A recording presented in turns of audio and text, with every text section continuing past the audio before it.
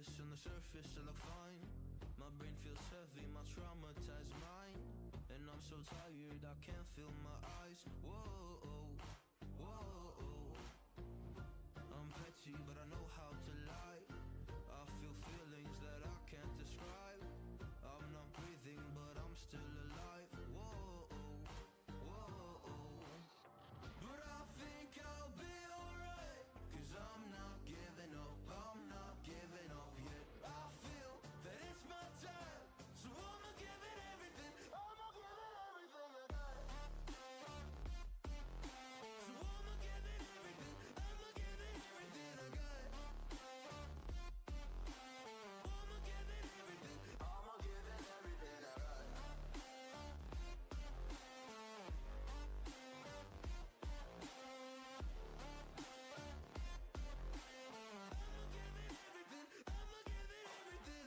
Why do I still have hope?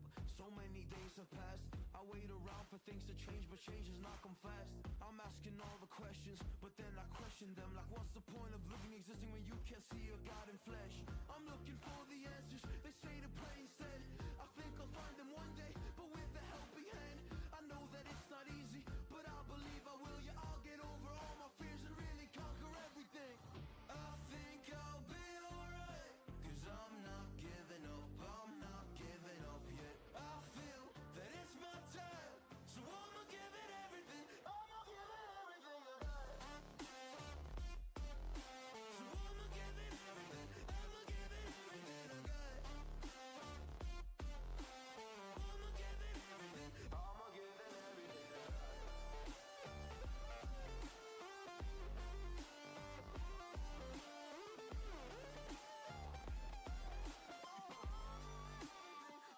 Think about you a lot.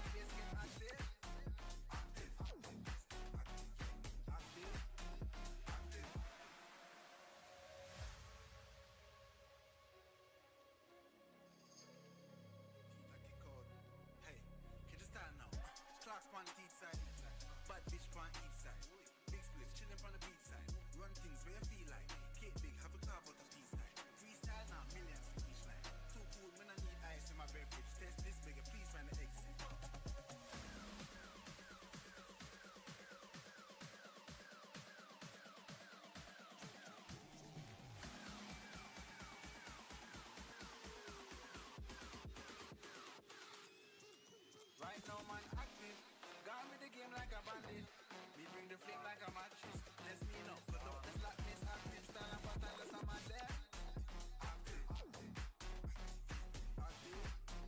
Active. One live like massive.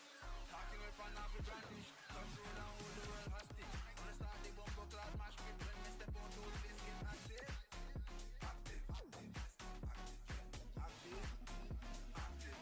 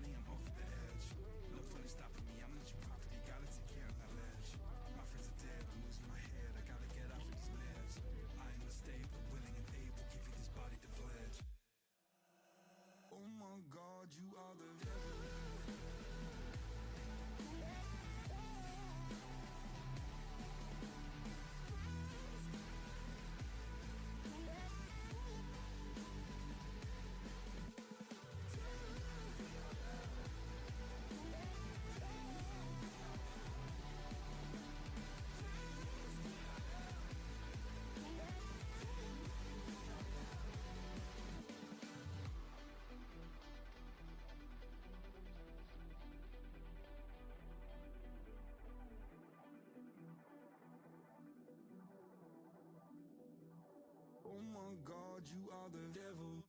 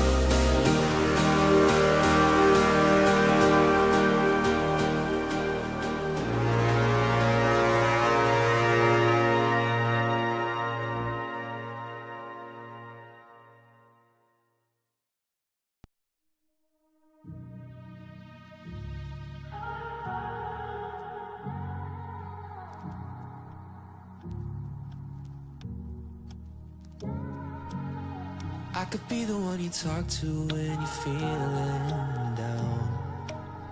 I could be the one you run to when the moon hits the ground. I can say what I'm feeling, but the words just don't come out. If you ever feel lonely, girl, just know I'll come around. 'Cause I've traveled too far just to get to where you are. And I know that you're broken, but that makes you who you are. So pick up the pieces and show me you mean it tonight. I know what you're feeling, I see that look in your eyes. So pick up the pieces and show me you mean it tonight.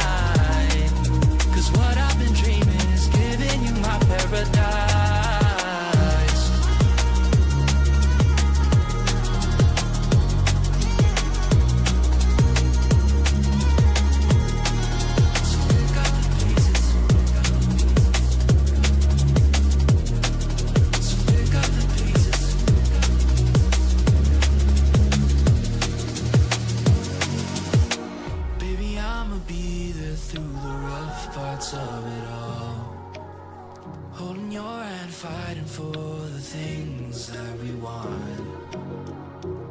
I can lean on with you by my side.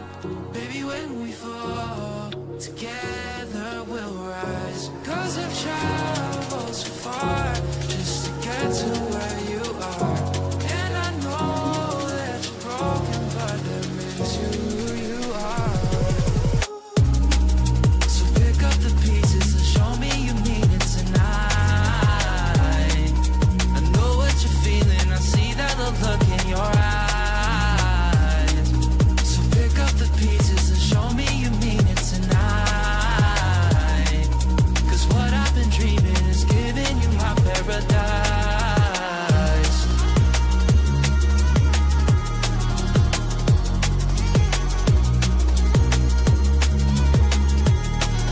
So pick up the pieces, so pick up the pieces, so pick up the pieces, so pick up the pieces. Show me you mean it tonight.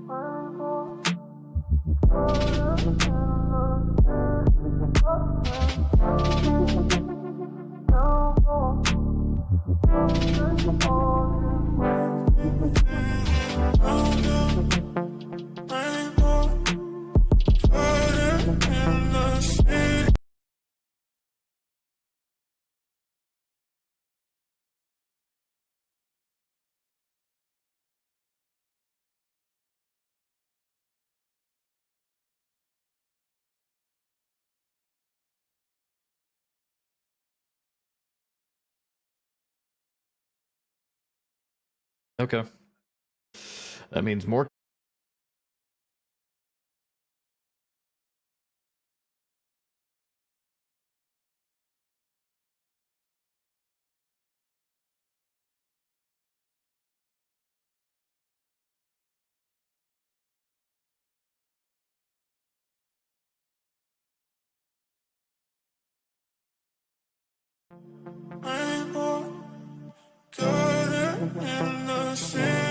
Rushing through me, downpour, upstream, are you with me?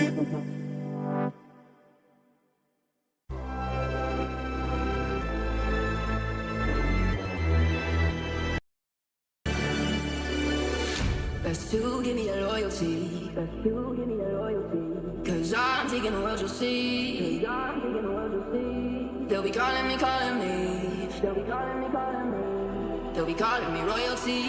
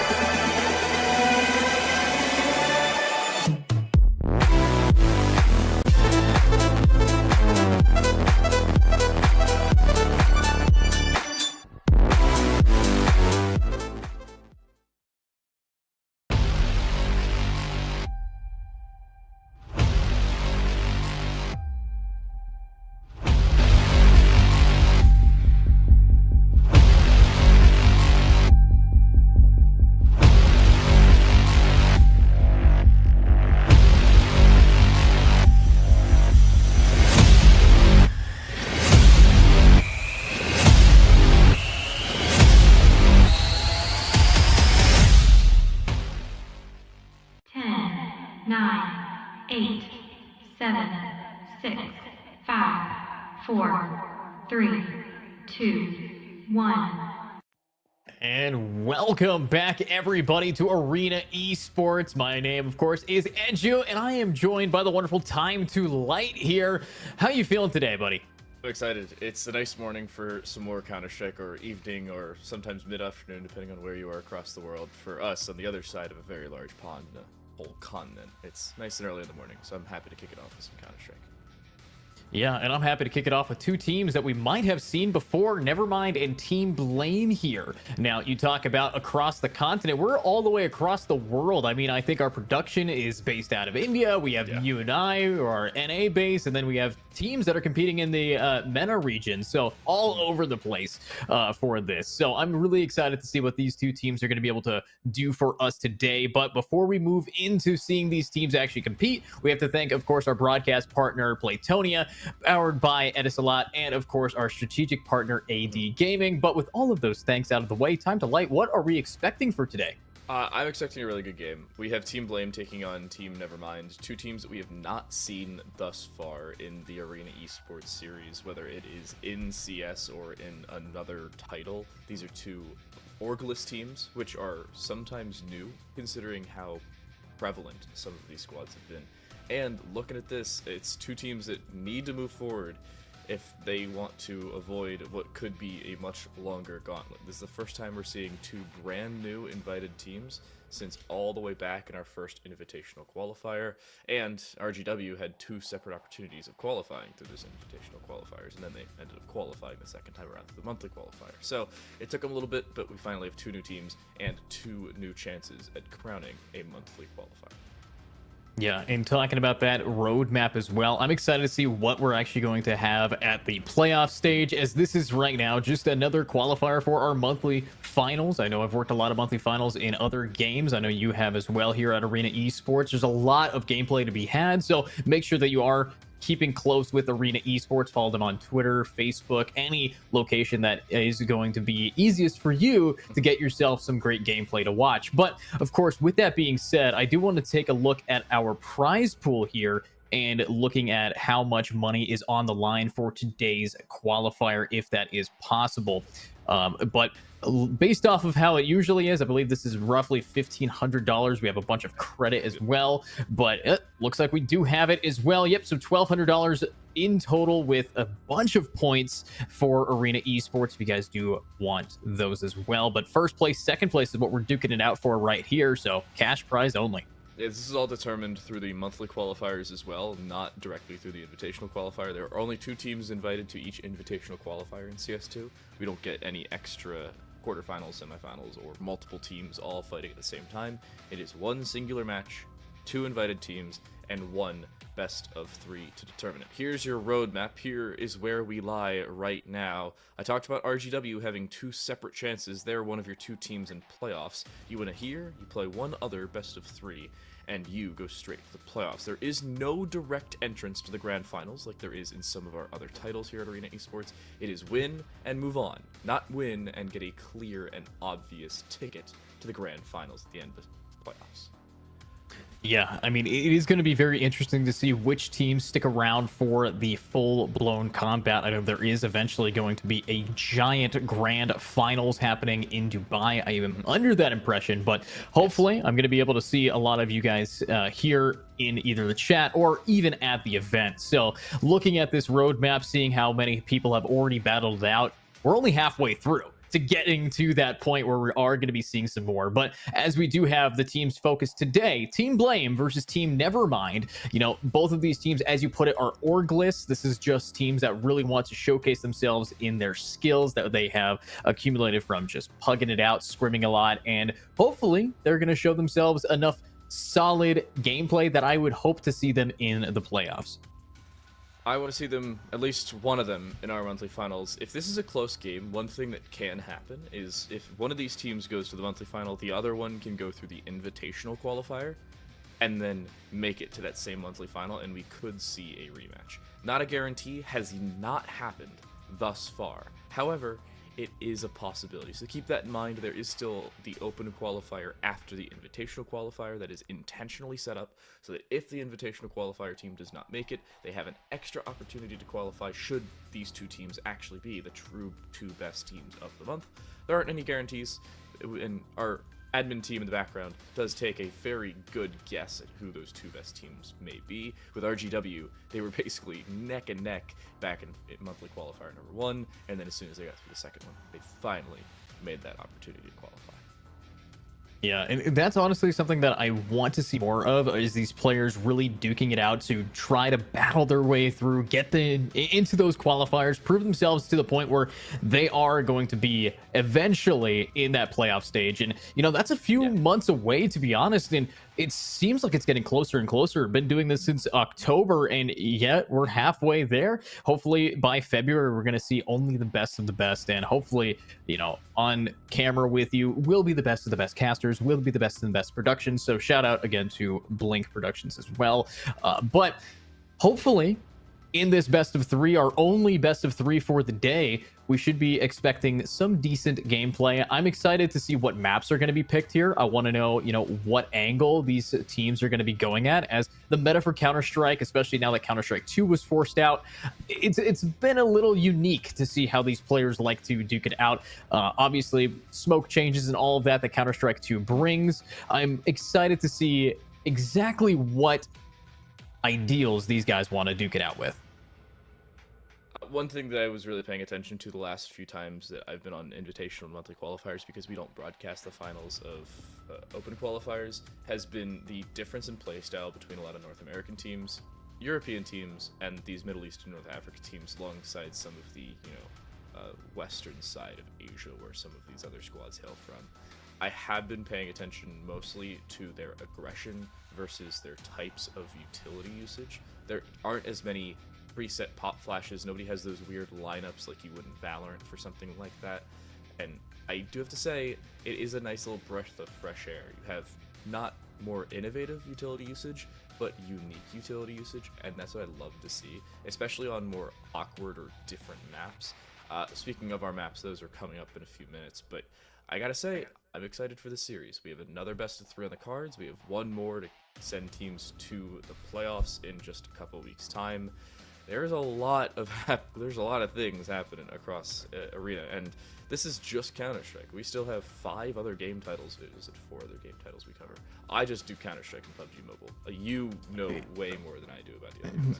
Yeah, so there's a bunch. Honestly, I could go on for a few minutes here, and I will. So I work the Dota 2. We also have Mobile Legends Bang Bang, so we got a ton of those, you know, MOBAs as well. I believe League of Legends might be on that roster. You have Free Fire as another one. You got, as you put it, PUBG Mobile. You also have, of course, what we're doing right now, Counter-Strike. Valorant, I believe, is another option here. So if there is a game with an esports backing, if you're at Arena Esports, I mean, it's here. This is the arena where all esports come together and really duke it out to see which one's the best and which players are going to be showing up the best. So honestly, it's some amazing stuff that Arena Esports has been putting on for us here.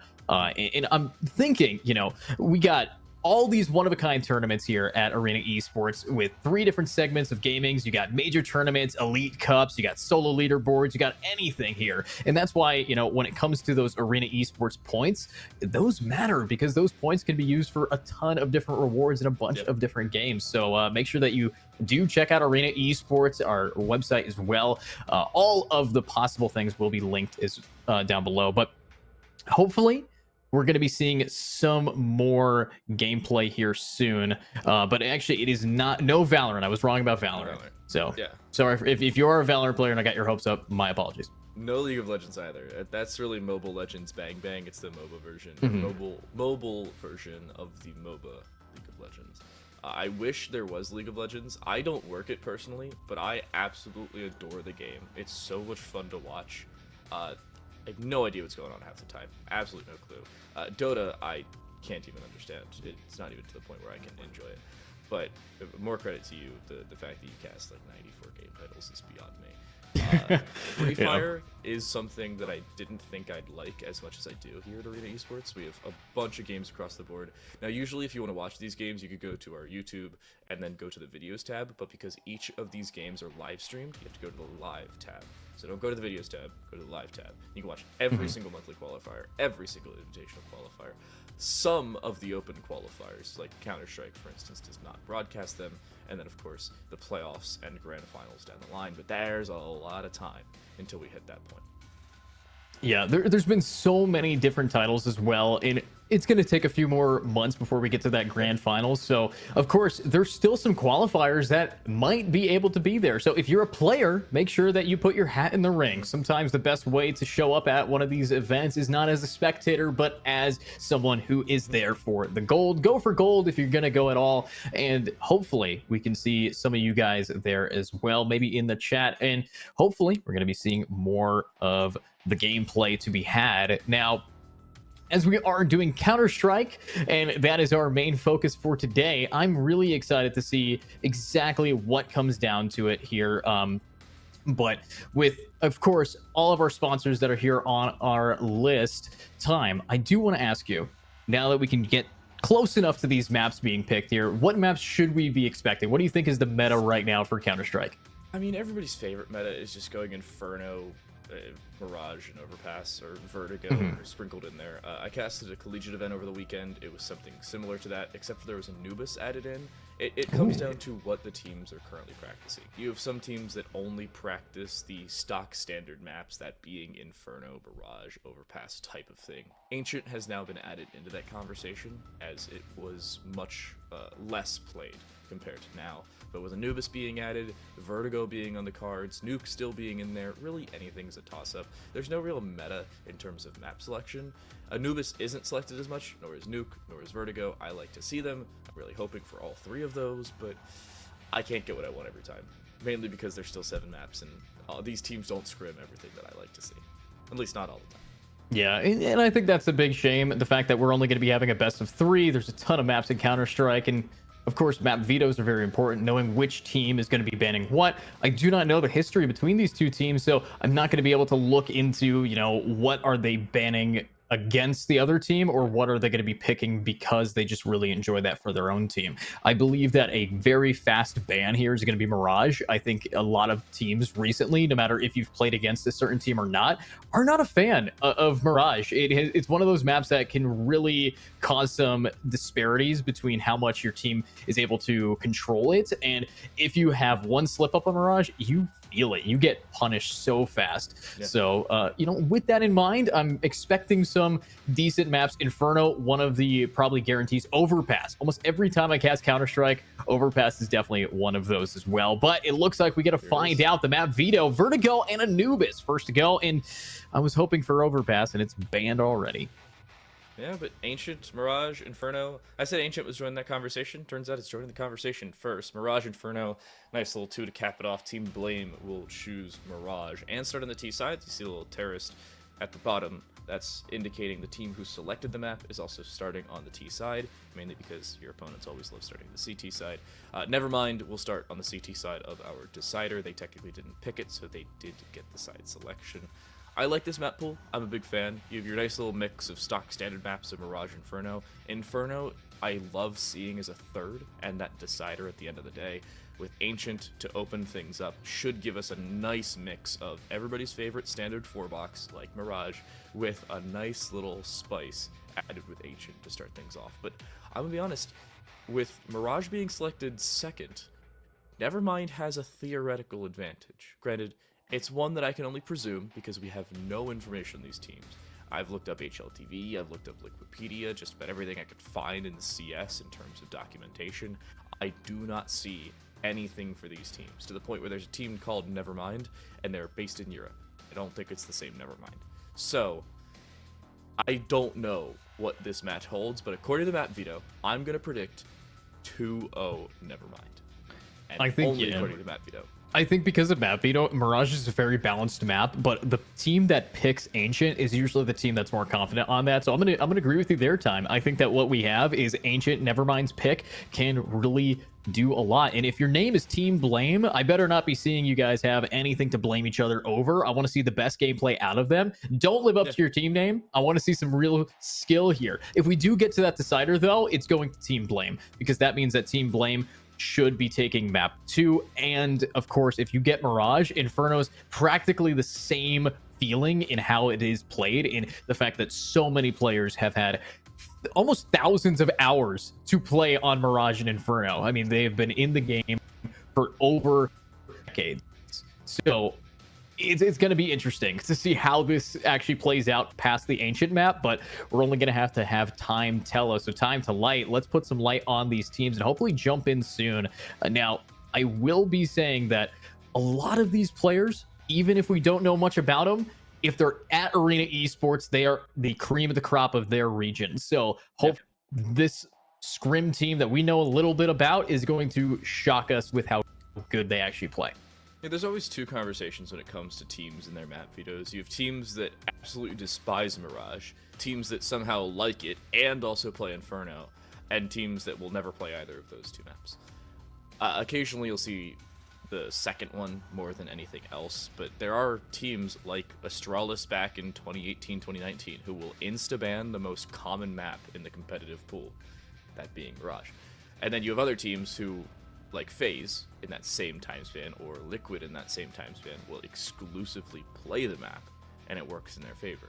And thirdly, there are some times where you'll insta-ban the map against every single opponent for 8-10 months at a time, and then you've just magically been scrimming it for those 8 to 10 months, hiding any strats that you have, and then you play a team like Ninjas in Pajamas and beat them, 16-1. Or I think it was 16-2 at the end of the day, but that was because of a pistol round. But that's neither here nor there.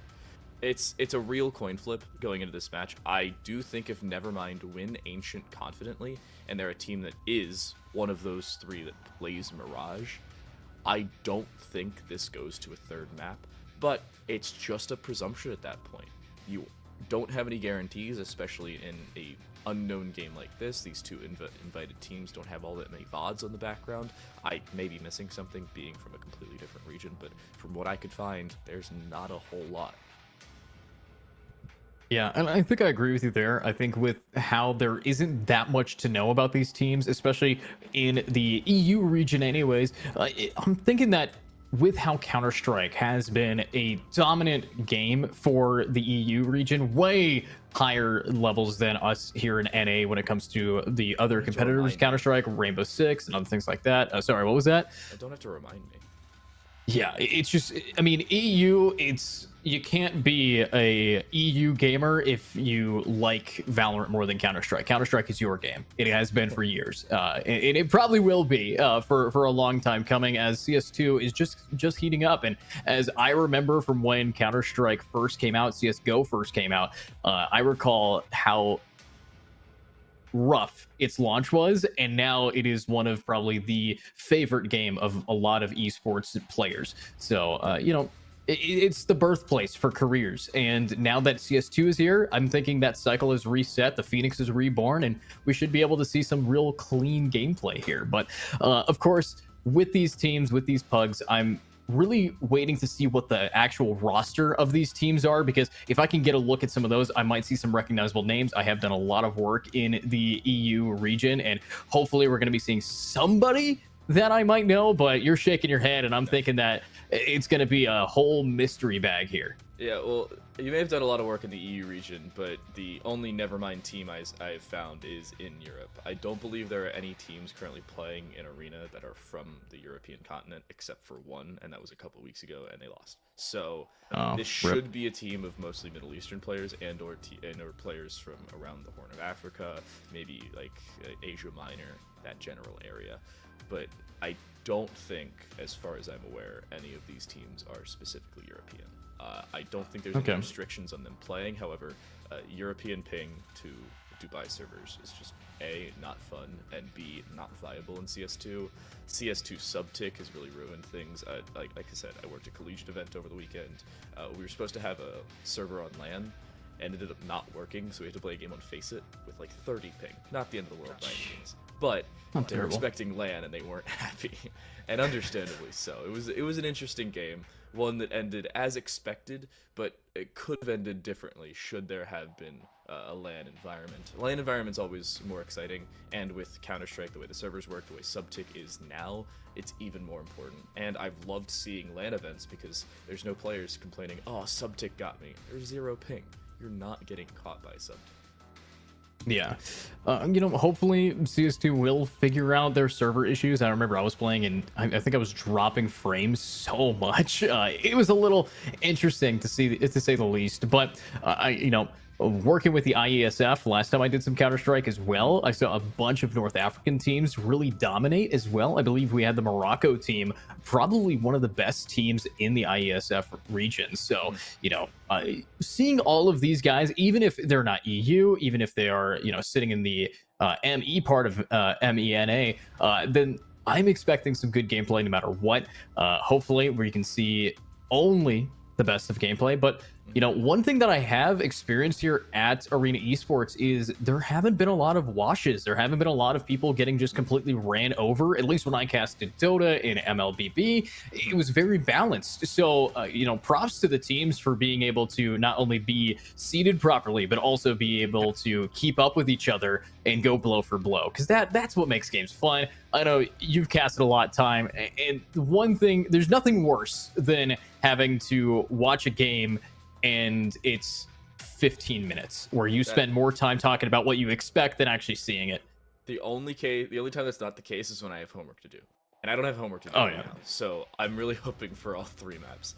We have been told there is a few minutes to our game starting. There have been some background server issues, so our admins are working on it. We're making sure that's all locked in. So apologies for talking your ear off in minor podcasting, but we're just making sure our background is locked in. And you were talking about with some of the other titles it being close. It's been to the point where in PUBG Mobile, it has come down to 1 or 2 points between qualifying and not. There were a couple teams that were in the top 5 and had basically a guaranteed spot in playoffs, and then 2 other teams step up above them, beat them by quite literally a single point, and send those other teams either back to Invitational Qualifiers or back to Open Qualifiers the following month.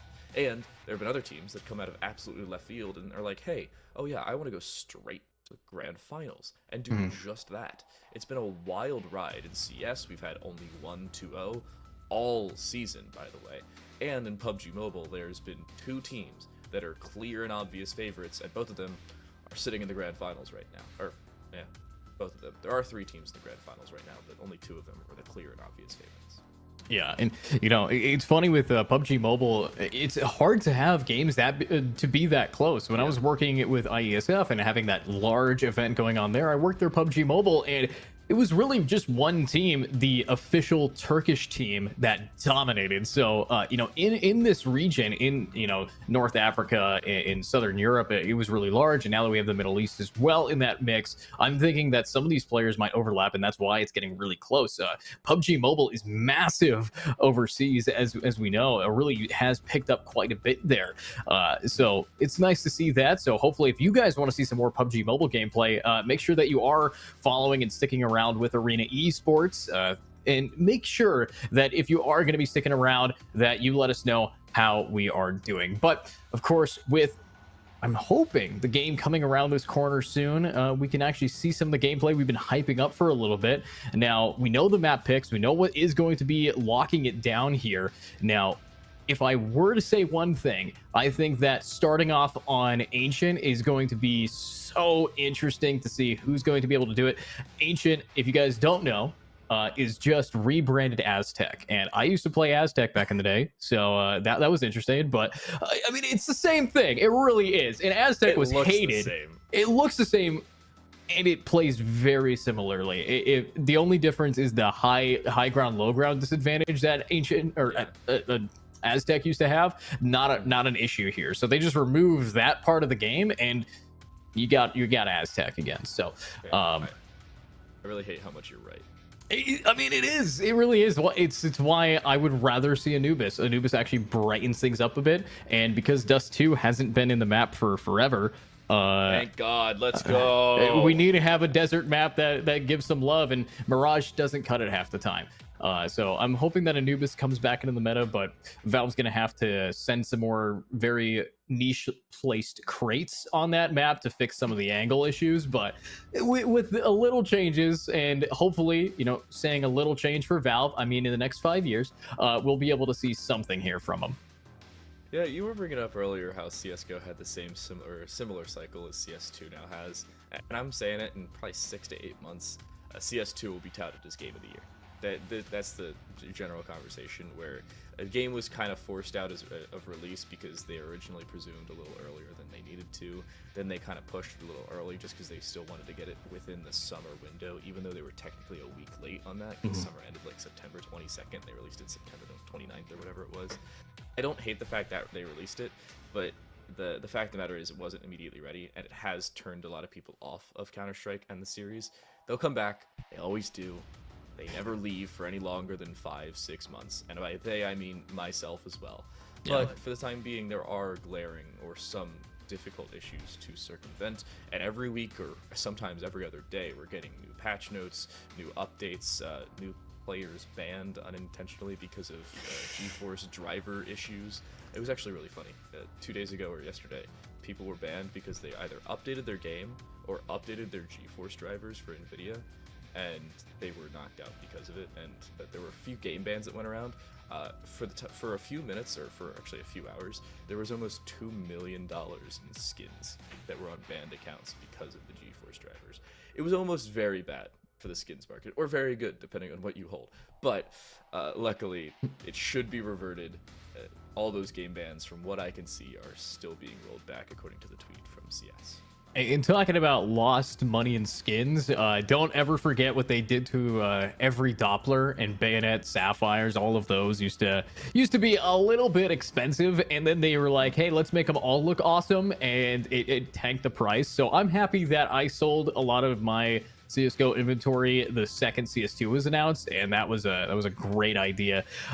So let's see what's going to happen here with hopefully, some changes to Counter-Strike. Obviously, CS is not the same level that it used to be, in my opinion. I think that it's gone a little bit down, but as TTL says, it will come back. 8 months, Game of the Year. I'll quote him on that when it gets probably a Razzie, but it's going to be interesting to see what happens.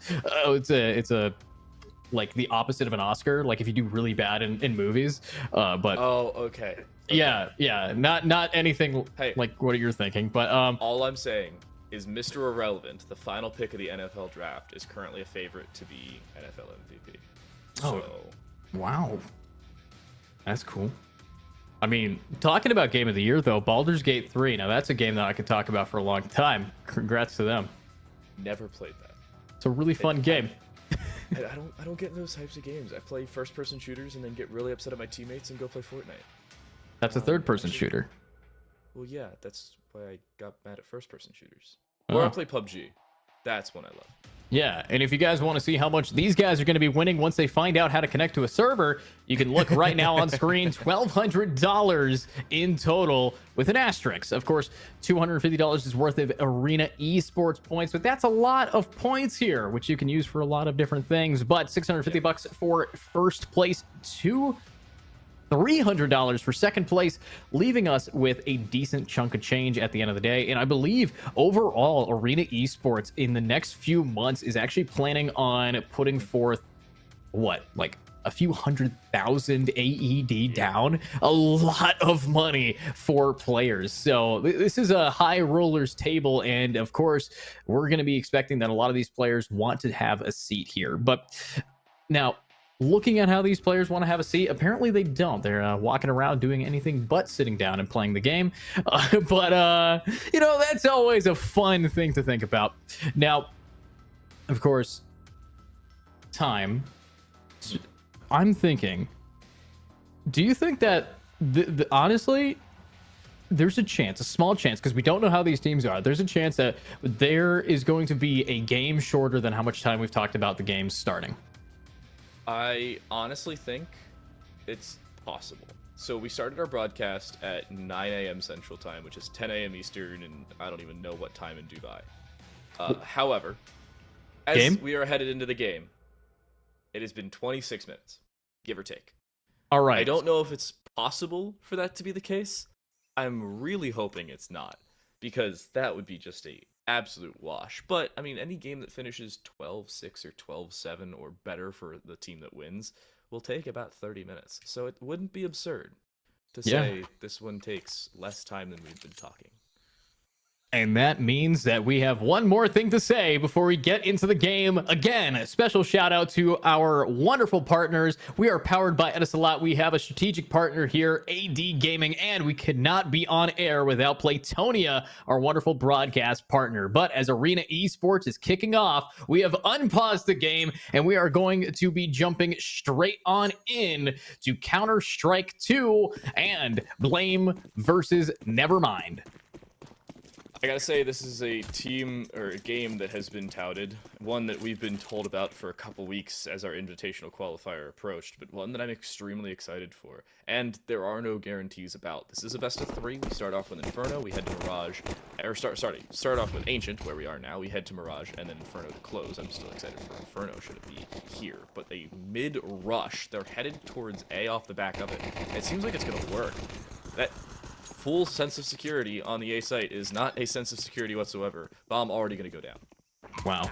I mean, great take here by the T's being able to push up, but this is where CT really needs to start putting it back in their places. But LTD on the 4K might be able to find the 5th, and Jesus, dude just popped off there. I mean, that is what you want to do if you have a player with a USPS. Big mistake if you let a Glock get upgraded like that. Yeah, you cannot allow that to happen. By no means can you allow a rush through mid, not playing it whatsoever, and then have no information because you didn't play mid, and then get caught out because of it. That's a round that Nevermind should not be able to win as easily as they did. Sure, they can win the pistol, but they shouldn't be able to do so as easily as they did. That is a statement made in pistol round, and one that I'm very concerned about down the line, because I was talking about this, Nevermind picked Ancient. If they are confident on this map, and they know how to play Mirage in the slightest, they may be able to take the series in fairly short order. I mean, I think you're right about that, but looking at how they're just splitting off, we already have second round AKs being bought here, which, you know, pretty standard, but the problem with that is if CTs are able to hold down mid well enough, which we do have one player in mid, and never mind, they are both dead. Good job. That's going to open up something here, but I don't know if they bought out here. I can't really see exactly what kind of weaponry was purchased by these CTs, so it looks like it won't matter if they just drop any weapon back on the ground here. Zucka already won, but that's not enough. You have that lack of weaponry like you talked about. More importantly, you have the lack of manpower at this point. 4v2 is not a terrible scenario in the second round, but you need to do some economic damage and force them to reinvest something in the bonus. I'm very concerned for Blame, but it's the pistol round. It's the conversion round. I'll bring this up later in terms of statistics, but right now it's not the end of the world. These next 2 rounds, the real litmus test of the game. If they start to have concerns about this down the line, maybe we have a different conversation. But for the time being, that's all. Yeah. And hopefully we are going to be seeing some kind of shift here for Blame. Obviously, if you do lose pistol round into immediately losing second round, it's going to be a little bit of a problem there. As we know, the curve of Counter-Strike is first 4 rounds goes to the victor of pistol most of the time, because it takes a long time for Counter-Strike for you to build up your economy. It's not like any other first-person shooter like Valorant, where you have a very quick comeback mechanics. CS, even though it is now set to only needing 12 rounds to win with Counter-Strike 2, they didn't change anything about the economy, unfortunately, so it still has the same problems, but now it's like you just lose half of the game right off the bat, which is so strange. So again, shout out to Gaben for being great at playing Dota while everybody else does the work. Hey, he's locked in on the send the money over. Ooh, spray. Almost damage from it all, but it's proxy to win that fight, and it's Lava in a 1 versus 4. A decent position for them, all things considered, but the low HP is really going to be their problem. They also don't have full B control, and the backside of CT is currently occupied. If you can clear this first fight and make it a 1v3 as the bomb goes down, it's a little bit more reasonable. You have crossed safely. A bomb plant is not unreasonable to be okay with at the end of the day, but this is still something you have to win, or you have to do some damage at the end of the day, because this next round could be your gun round. There's swing, and he's dead. Never mind. All touted, all dead. Proxy finds 2, and Blame will take the round.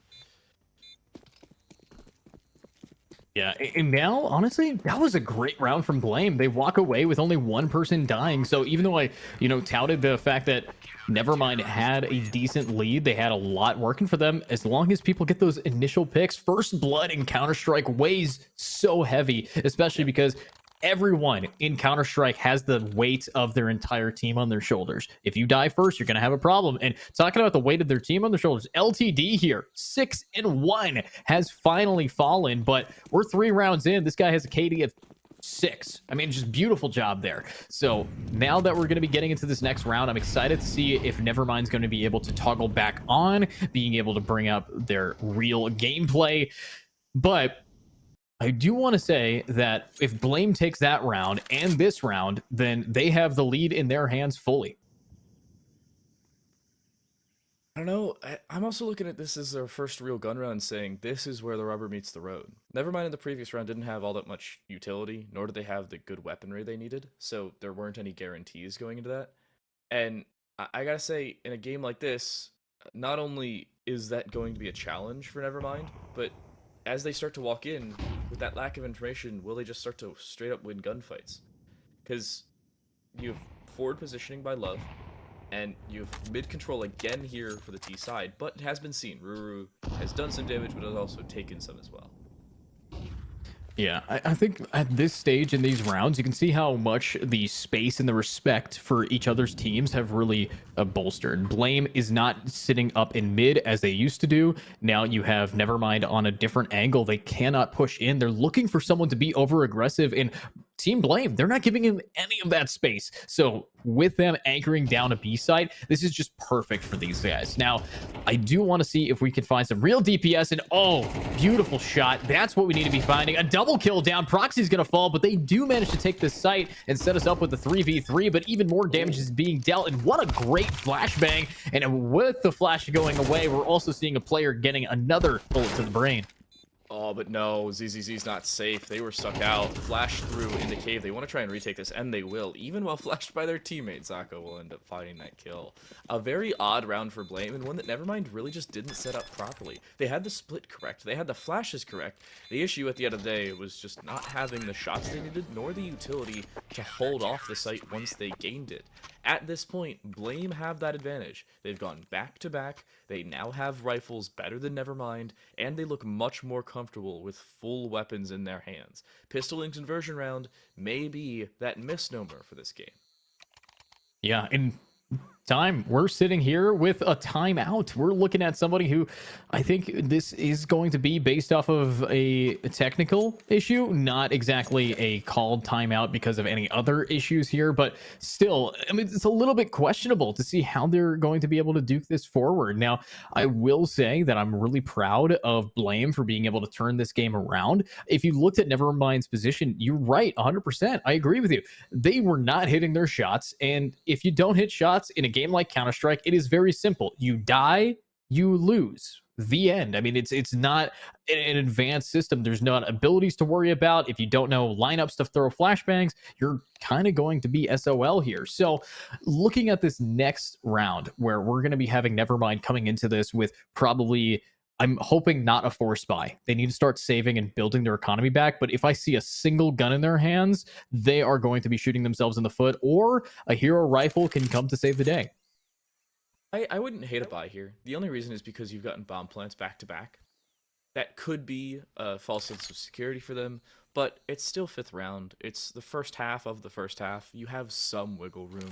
Granted, winning the pistol conversion has really helped you. If you lost that and you're down 4-0 now, it's a completely different conversation, but we won't presume what could have happened. We just know what has.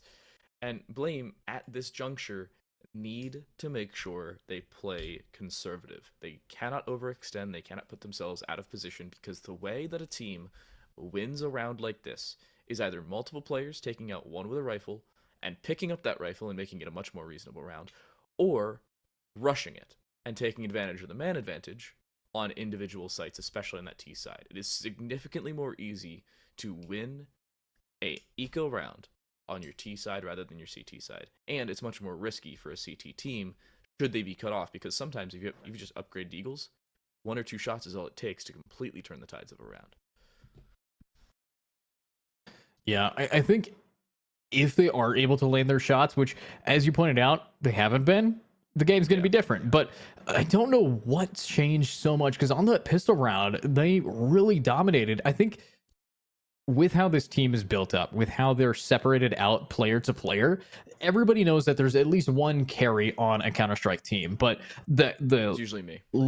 Usually not, but so with how two carries are, I'm a little bit concerned here, because you have one player at 7 kills, and then you have no one underneath them, not anybody close to them, and I've never seen that work. I've never seen a team that in all of my years of casting, when you have a team that has one person full-blown putting their entire team on their back, it's never enough compared to a team that's consistent across the board. Now that we are in this game, we're seeing a little bit more damage being dealt, and ZZZ might be that guy, might be able to catch up, but just kidding. Blame's going to be taking the round, and as soon as we get to see it start, it ends.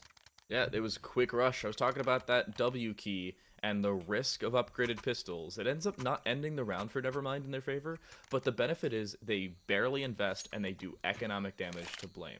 That's something to keep in mind down the line. That economic damage was all important, and it can be as these rounds progress. They don't get a bomb plant this time around, so they won't get that extra $800 a player and $300 for the bomb planter. That's $4,300 for the team, for all of you non-mathematicians out there. But it is a very good round, even though they don't win. Yes, they don't, but it's still a very good close. Yeah, pretty good close, but now we got a nice open. Zaka is going to be grabbing mid hall here, and that's a big opening for them. Now, we do have LTD. This is the guy who's been really carrying his team. Unfortunately, going to have to carry a little harder as Love joins another dead player, and that is what LTD does, though. Great lurk is grabbing Zaka down. That is the first blood player down, taken out here. And as we look in a little bit of slow motion, we might be able to see them find another pick. But if you look at that mini map here, I'm seeing that no one from the side of CT is really focused on pushing up anymore after the mistake Zaka made. So Blame already adapting to the fact that they have the life advantage. Yeah, and Blame at this point disengaging off the back of it. Now, I've seen multiple conversations about this, and I think it was Steel, former North American's Counter-Strike professional, current/kinda current, and a Valorant pro, who brought up the conversation of, if you have a man advantage, everybody says, oh, disengage, don't over-aggress, you don't have to. That's really not the case. If you have a man advantage and you play it right, getting aggressive can be all that much more impactful positively than just disengaging, because you're giving over real estate, and sometimes real estate can be the biggest killer of that player advantage. I like how different teams approach different situations, well, differently, but in this one, I don't know about that immediate disengage. Oh yeah, let's just play off site because we have the advantage. That advantage can fall away very quickly if that bomb goes down. I agree with you. If it gets into the post-plant position, then you're going to be there. And talking about post-plant, here we are. And now this is not going to be too easy here. I like the fact that ZZZ's taking it slow. Now, I don't want to sleep on this character, but I do want to see where these last two are. Actually, this last one is, and there it is. The trade comes through, and I think it's froze. They have time. They have time. It's okay. They do. We know they get the defense. It was played, though, by Blame. You play the 2v1. You both swing from the same direction. You force them to spray both of you down at the same time. You also play the fact that each of you had higher totals of health than your opponent. Granted, it was a post plant. I said it was risky, but it wasn't the end of the world. It ends up being around for Blame regardless, but a close one to say the very least. Yeah, it was close. I like the fact that they went blow for blow, traded out each other. I think that the fact that they got the bomb planted again is going to really amplify the fact that they love forcing. And yeah, I think it's good for them to be able to afford some weaponry here, but we're nearing the end of the half already. And if this is the way that Team Blame has been playing it, I can see that it might be Nevermind's option to say, never mind, I'm not going to be able to compete in this tournament. I mean, they have been really shut out right now in map 1, at least knowing that it's been 4 in a row for Blame. And even if it looks pretty close right now, when I see this scoreline, I also remember the fact that they have had very many issues in how they balance each other out. I was talking about earlier how if Nevermind are good on this map and have played Mirage, it's a completely different conversation of a possible 2-0. But now, it's one that I want to bring up elsewhere. this is the map pick of Nevermind, yet Blame seem mechanically more gifted on a map selection that is not their own. And once we head to a more stock standard map they are more prevalent on, it's a completely different series. Good Molotov will force the aggression. I don't hate this, but the problem is they walk straight into a flash. I was talking about the pop flashes earlier. There's one of them. Nidal finds the kill, and that may very well end up being the round. Spray down on both sides. Nidal better at tracing through smoke, and they'll find 2 to close it out. Nevermind, they're first in a while. Yeah, I mean, good job. They stopped the force streak. Nevermind able to really anchor it back. And, you know, looking at how that game went for what we did see of it, I did notice that how they took B, very aggro. The Molotov into the flashbang combo to force a player right in front of them. Great job. Now, if they can hit those kind of plays consistently, where they bait out some players over on the opposite side, over on the A point, then they're going to be better off. But right now, they're going whole ham into mid here. And kind of not doing the same action from before. Maybe it's a play not to get read by the enemies, but at the same time, if it ain't broke, don't fix it kind of vibe. If it works, I would recommend maybe sticking to it. They split A, thinking, oh yeah, Blame will fully rotate, and they do. And now they're headed the complete opposite direction. No one is seen in mid, and B is not occupied in the slightest. There's no one home, not even in the same country, much less the same zip code. And just like that, it is a full site free for Nevermind, and they can get free aggression towards CT. Watch the swing. Over aggression, not over, but still aggression. Hey, but Deagle comes through to trade it out. As you said, though, this aggression is what they have been going for. And now, looks like that aggression on the flank is not going to feel any love, because no love is going to be grabbing Proof off. And that is another one, though. And the Deagles coming through. So even though they are playing this a lot better than they have in the past few rounds, they are still getting dominated. Now ZZZ has to hold it and cannot hold it if it's glued to his hand. So yeah, great play to start it out. And now, that even if they have the perfect play, aim is what bounces it out at the end of the day, and they just didn't have it. It's the aim for Blame, and the round as well. 2-round lead at that, and a timeout surprisingly called by them. I don't hate this scenario. You can do one of two things with it. Number one, it's a mind game. Oh, we just beat you, and now you have to wait 30 seconds and think about it. Or, number two, thinking about what you have to change into this next round, considering your different economy. They were kind of expecting to lose that round. It was only Deagles, I think a couple 5.7s and armor. And after that, those couple kills, I was talking about picking up those rifles. It's the man advantage, and that overzealous scenarios that can come back to bite you. Nevermind had the advantage. They had the bomb down. They had basically everything going in their favor. And then everybody swings, and then everybody dies. It was so close yet so far for them. And a round where they just needed to play around their strengths. Utility, better weaponry, and they didn't. Yeah, I think that really comes down to the fact that what is their strength? Well, their strength is taking space. Holding space, not so much. Taking it, they got it. So early to mid round, that is where Nevermind is really strong. And if we think back to when they were winning rounds, pistol round, second round, those are rounds that, because of the weapon difference, it's only early and mid rounds. There's no post plant in a pistol situation unless you are very passive as a player base. And Nevermind is not passive whatsoever. They love their aggression. Now that they're facing off against a team that unfortunately can diff them with Deagles, you're going to be having a little bit of a problem here, Time. Now, I'm thinking that if they can balance it out just a little bit, if they can, bite off more than, they chew, they should be able to hopefully deal a little bit more before this round. I think that if they want to take a site, this aggression that they do every early round needs to succeed in getting at least 2 to 3 kills. If they don't, unfortunately, the cleanup crew that is Blame will just come through. It seems like Blame has been that cleanup force towards the later stages of some of these rounds. We'll restart it, a few seconds behind, but about as on pace as we can be. Op out, I think either the first or one of the first ops we've seen thus far. I don't remember when at that juncture, but Nevermind seems to want to rush B if they can find the speed to do it. The issue is there's 2 players here, one of them with an op, and they have that utility they need. Flash misses. The swing, however, Pro misses as well, and the op does just the same. That W key ends up working. They have a full bomb site and a smoke down. Oh, not very clean here, and that aggression is find one, but trades out in the smoke spray. Nevermind will be taking the round. So yeah, you got to just explode onto the site and make sure that there's nobody left to clean up. And that's what they did. They got 3 before the bomb was even planted. If they can succeed in that moment, if they can make it so they set their post plan up for success, they'll take rounds. Now, Blame understands this. Blame, what I've seen from them is that this is a team that does work very quickly into fixing any minor mistakes. So in this next round, I can expect that it's not going to be a repeat of what we just saw previously. The more default position, splitting a little bit more evenly, 1 towards B, 2.5 towards A, and 1 in towards mid. And you already have your opening pick over on this A position. Why bring out your knife, though? That's the problem. Somehow Deagle doesn't shut that down. That could have been a problem. Ends up not being so, and already 2 opening picks, and your singular player over towards that B side seems to have the clear and obvious advantage. They end up going 1-for-1, but it's still a 4-2 bomb down, and weapon advantage, and positional advantage, and obviously time in your favor.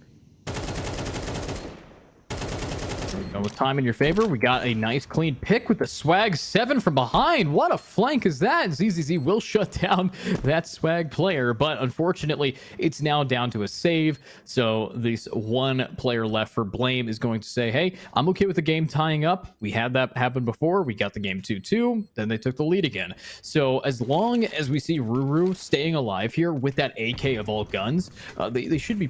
Wait, what just happened? Are we in a different round? Yep. Oh. And it's already going Nevermind's way. We skipped forward a little bit. Apologies for the lag. You are as knowledgeable as we are as to what has been happening again. Apologies for that one. But we just figured we'd skip to the action. We didn't want to see the save. Nobody cares about that.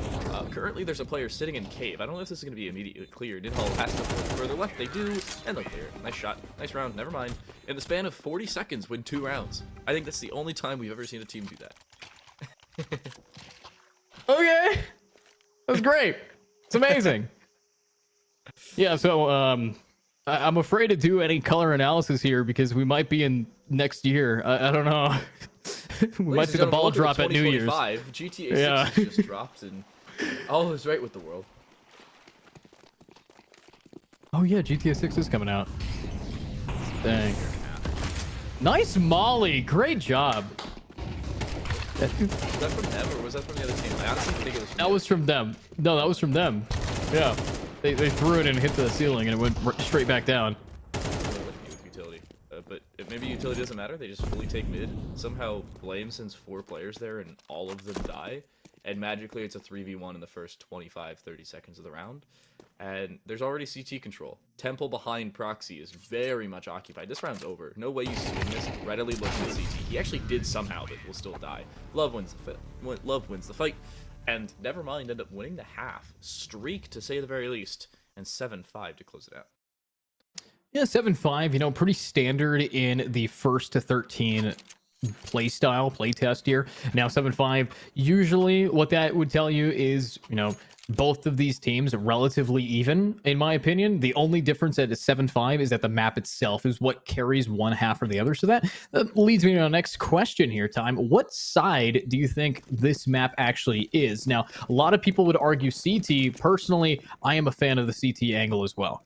Yeah, I'd usually go CT. There are a few maps now with the changes to how servers work. I had a conversation over the weekend. If you play online, T side has a small advantage, but it doesn't mean that the CT side doesn't have full advantage because of the map. And I feel like that's the case here. If you win the pistol round, it's a completely different conversation. But our CT teams have had some difficulties with the pistol. We saw it from Blame picking it up a little bit. They look like they'll pick up the second half as well. Sides have switched, actually. Yes, Nevermind is on this side, and they won the pistol in the first half, but they're not going to win it here. Yeah, and this time it is going to be Blame taking that pistol. T-side pistol, though, if you can get yourself in front of them. You know, obviously the USPS has always been the favored, but CS2 buffed the Glock, and it really leveled the playing field out pistol side. It honestly makes T-side a little bit stronger now, in my opinion. Now, pistols are a little bit iffy, but as they're going to be forcing up, Nevermind probably should be doing the same, in my opinion. I think that they should be bringing some kind of weaponry to this table, keep the lead that they have, because Blame has had a track record, in this game at least, of immediately swiping away, you know, stealing candy from a baby when it comes to how they like to keep their lead going. And looks like we are seeing some force ups, though. The Deagle, nice! That's why you can go with a nice even buy. Deagle, just everybody's favorite pistol for a reason. The rotation off, it's faked here for Vortex. They have an opportunity at this one. They still need to win that opening fight, and that's going to be the main problem. I think they've seen a shoulder, the backside of the main box, but that timing has gone against them, and they now just have made even more noise. The donut players heard them. The rotation from B should be coming through in very short order, and that should be everything they need. Watch this B player. Going to walk into T-spawn, and Vortex going to have no idea because they've just been running around like a herd of elephants. They shouldn't expect a player here, and understandably so, but there's no way you clear this corner. And even if they do, oh my god, they've seen them. And they'll still lose the fight. Nidhal, nice shot. Picks up a solid Mac 10. And Nevermind win, I'm not going to say an undeserved round, but a miracle round considering they chose the right site to stack. They also chose what weapons to buy. That Deagle LTD popped off. I mean, beautiful job from them. And, you know, considering that this, I believe, is Blame's map pick. No, it's actually Nevermind's map pick. My bad. Nevermind picked this map here. So if Nevermind locked this forward, why are we seeing them kind of, you know, trade blow for blow? Is it that Blame is just very confident on this map? I mean, I think that map picks as of right now haven't really mattered much, but it doesn't matter when you get to do things like that. Come on. 2, almost 3. Proxy, a Deagle of their own will win that fight just with superior secondary weaponry, but it doesn't matter at the end of the day. I think there's a disconnected player on the B site. That doesn't seem to matter either. And with the bomb down just outside of that B position, you're looking at a completely different conversation. How does this work for Blame? Player disadvantage, they're currently down in rounds, and even if they take the B side, or sorry, the A side here, you have an opportunity of getting in, but I think that player just fully disconnected. Yeah, they did. That player who looked like they DC'd on B actually fully did. Well, they will be missed, but let's see if the shots will be missed as they are pushing her into A side here. We have a bomb available, but you're going to have to clear it. Vortex needs to allow their Tech 9 to buy him space. Kind of strange to have the Tech 9 going first for all the info instead of just holding down. You got to run and gun with that kind of gun, but 45 seconds on the clock. Swings and a hit. That's going to be one down. And there is still one in Donut, and hopefully they're going to be taking the cake here, getting another pick. But I like the fact that Vortex is not planning and taking bullets to the brain. That's very helpful for Nevermind. 9-6. Now that lead's starting to stabilize a little bit. I was going to bring this up earlier. I forgot to do so. I'm not going to lie to you. Pistol round and conversion round. First, second round of the half. The third round considered the bonus, not when the other team wins the conversion. Anyway, when a team wins both the pistol and conversion round of each half, their odds of winning the game at a T2 or T1 level in Counter-Strike with MR12 is 80%. It used to be only about 61, 62, and it wasn't as consistent because of the fact it was MR15. But because those 2 rounds are a very decent percentage of the game, combined they consist of 4 out of 24 rounds, or 1/6, or 16% for, again, all of you non-mathematicians. That is a fair amount of the game to nearly guarantee at the beginning of each half. It gives you about an 80% chance, or 78 if you want to get into semantics. And if you pick those up, you have a clear and obvious advantage. It's even worse now for Blame because, yes, they won the conversion round, but they then lost what would have been the bonus. And they have any opportunity of bringing this back, not gone, but certainly less than ideal. That's the current scenario for them. Tech 9s, at least singular, their money, not so good. Yeah, I think, honestly, looking at this, they're going to have to do whatever they can with what little they have. And unfortunately, Proxy is down already. ZZZ for the side of Nevermind, starting us off with a clean pick. Might be able to find another one. Didn't take any damage. And just kidding, Vortex has a Deagle, shutting them down. The T1 aim with the Deag is always nice to watch. But with Vortex trying to now make even more space, we are seeing them split off. Nidhal is going to grab Zaka here. We still have a big vibe towards B, but this angle here from No Love should be able to cut them in half if they just play it patiently. The second they swing too aggressive, it is still going to pay off, but the trade-off, that buffed Glock is just too strong. That's a PT-50, never mind. It is a buff Glock, basically. Shot, headshot as well. Camel lucky to be alive, but 1v3 here, not great, but Vortex still has the Deagle. Headshot clears one. low HP onto Kemmel. This is not an unreasonable round to pick up, especially if you get aggressive in the right scenario. And he's pushed into the cave, picked up another kill, picked up the fallen M4, and has gone into the 1v1, but should have no idea that Lot's here. But instead, he's trying to split CT. He's got the time to do it. Does he get behind the box? He does, and he has the information. Just not the kill. Lot will shut it down. Very narrowly picked up. Would have been a 4K clutch for Vortex, but woulda, coulda, shoulda was not in the end. It's still a Nevermind round. Yeah, and Nevermind now is sitting at double digits here, and with MR12, good luck. I mean, this is not going to be easy of a comeback. You have to win 4 in a row in the old economy style, which nearly is impossible here. So, unfortunately, because that change that did not get implemented from CS2 or CSGO to CS2, they're kind of feeling the repercussions of it. So, in my opinion, if you make a mistake, you get punished so much harder this new version of Counter-Strike. Now, if I want to see something, I need to see these players get some punishment mid. We have a lot of them about to go for the real battle, and there's the first. One already. That's a good start, but it is not the end they've been looking for. It's not, as they say, the end-all be-all. Spray through the box, that's not as lethal as it used to be. That box has very much been changed as more of a safe haven than anything else. And that aggression, it seems like it's working, but ZZ still wins that first fight. Is looking for a second, but he's got help from the op, and he wants to reswing, but he does so a few seconds late. And a 3v4 here, still possible for Nevermind, especially splitting B. You have a player sitting in the back of B main, but it's not the guarantee you're looking for, and it's still a fight. No Love wins it. Almost a second for the op. And we go to the next round. Blame won it. Oh, I mean, what just happened? TLDR, I think the op got beat. They cleared out the player in B main, if I had to guess. And the last one either saved or died at the end of the day. But... Wow. Thanks for the play-by-play of the future past tense. Jesus, this is like have you ever played 5? Not well.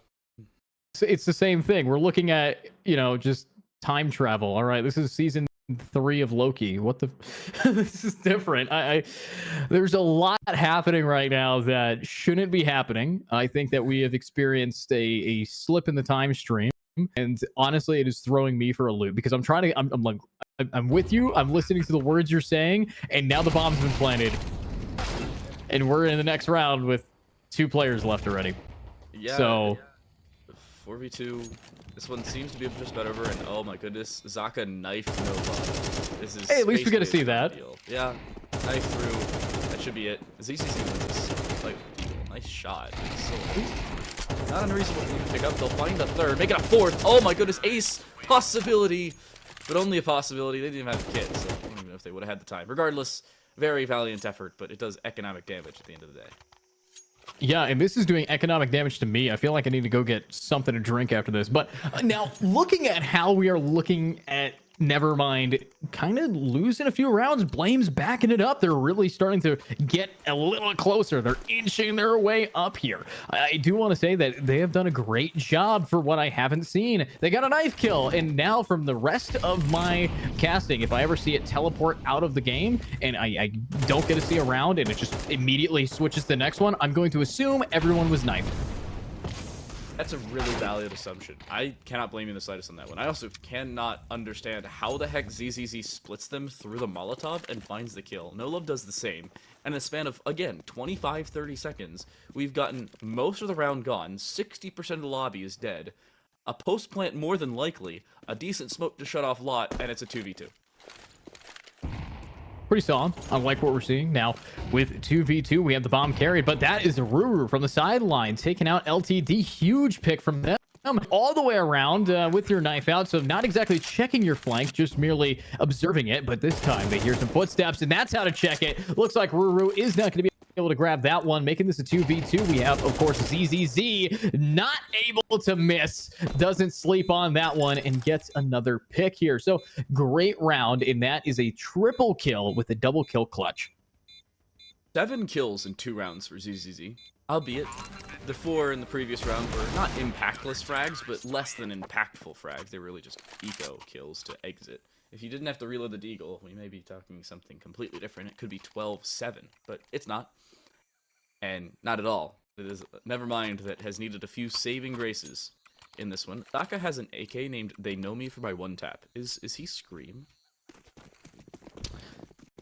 Based off the gameplay, no, but based off of the items, possibly.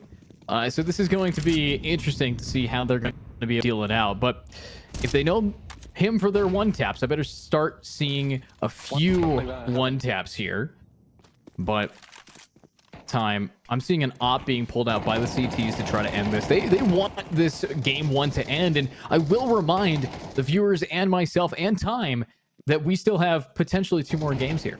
Yeah, I'm still saying Nevermind has a better opportunity going into Mirage if they win this, but it's Blame that has certainly shown mental fortitude, to say the very least. Nevermind will cleanly pick up this one. 5 players stay alive at the end of the day. Blame didn't have all that much of an economy, to say the very least, but it's still a round that ends up going Nevermind's way. They have some comfortability. They now have a little bit more of an economy in the second half, and they've got 4 straight rounds to close it out.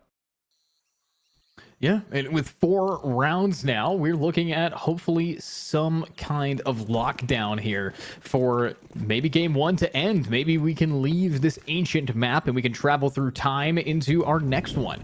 But of course, it's not going to be easy if Blame is able to really start putting up a fight now. I like the mid control that they have, the presence of splitting themselves off, maybe forcing some rotates. We saw that strategy work out wonderfully for them earlier, and Vortex just keeps getting these shots. ZZZ, yes, got a few kills in a row, back-to-back few rounds, but if they're gone, nothing really changes, apparently. No way.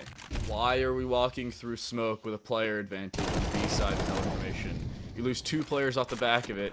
And Pro, this is a very weird round, and they retrieve the A1S. They'll have to reload it, and their position duly noted, but walk through the smoke, it ends up working for Camel. They find one, trying to spray down the second, they'll end up losing that fight, but now the pincer maneuver, the re-engagement from Lot, there's a player behind them. It's a race against the clock for themselves, a nade into that cave position, and he knows about the flank, but as soon as he turns, it's the swing for Pro, and the round for Blame. What the heck is going on here on Ancient? You know, this reminds me of Catch with my dad. It didn't happen very often, but a lot of throws were made. So honestly, it's looking all right here from him. But I think that what we can expect from this is hopefully over time it's going to be 3 rounds to take it there. But Time, I am a little concerned about this because we have so far a huge just back for no real reason. I think that the game should have ended maybe 10 minutes ago based off how Nevermind just wants to take it, but again, they are throwing it right now.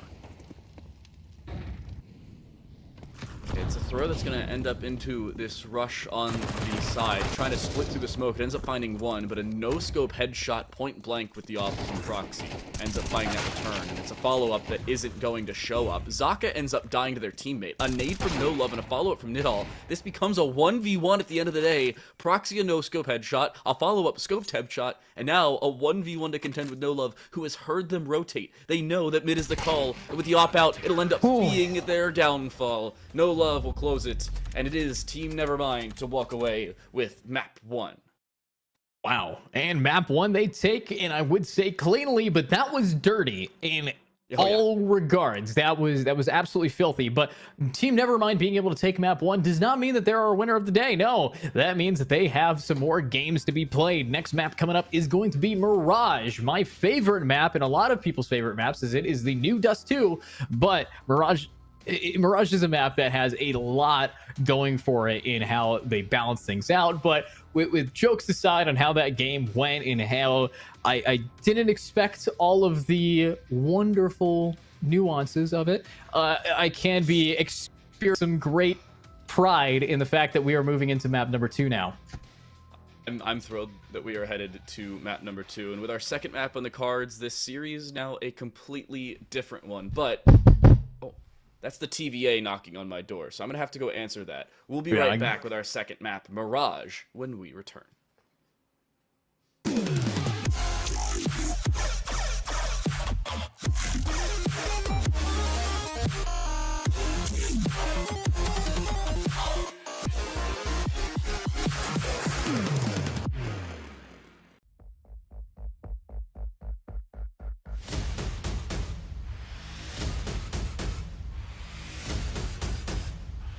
Let's do this, Abu Dhabi!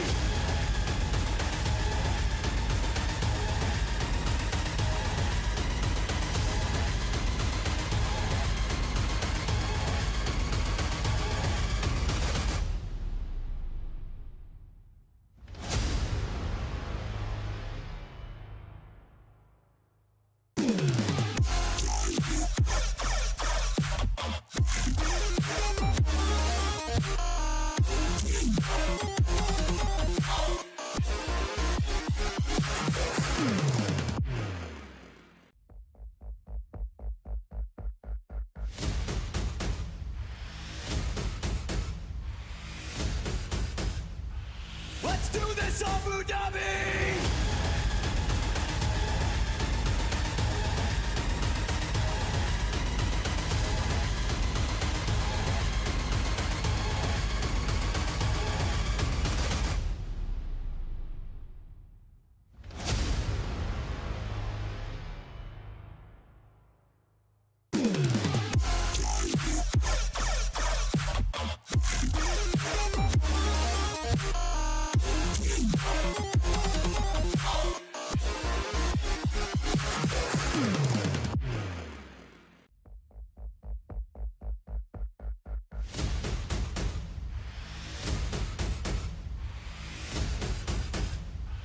Let's do this, Abu Dhabi!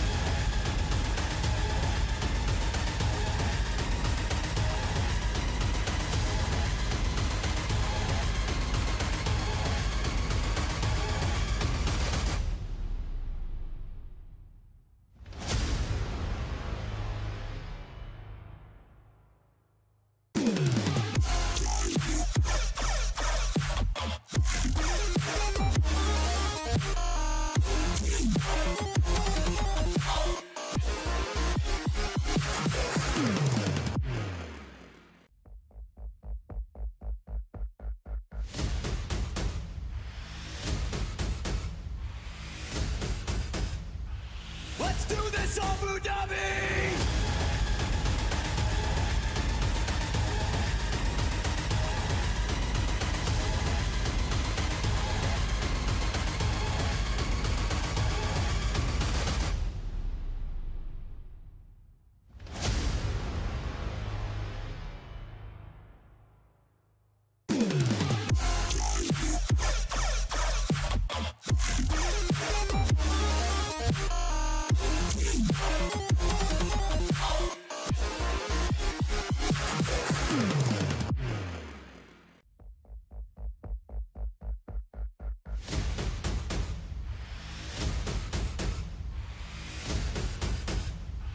Let's do this, Abu Dhabi!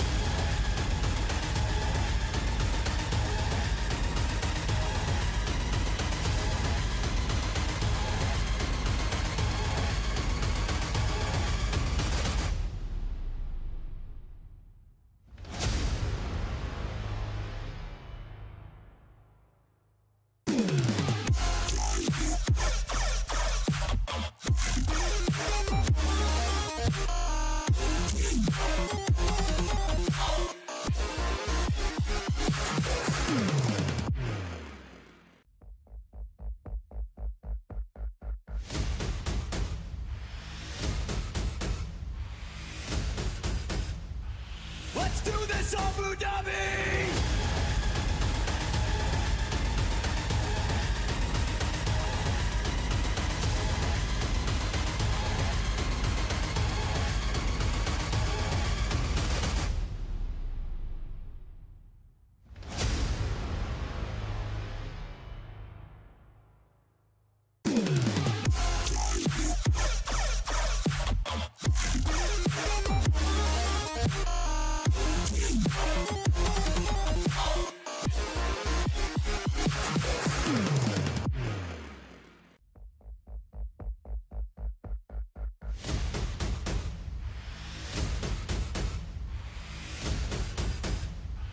Let's do this, Abu Dhabi!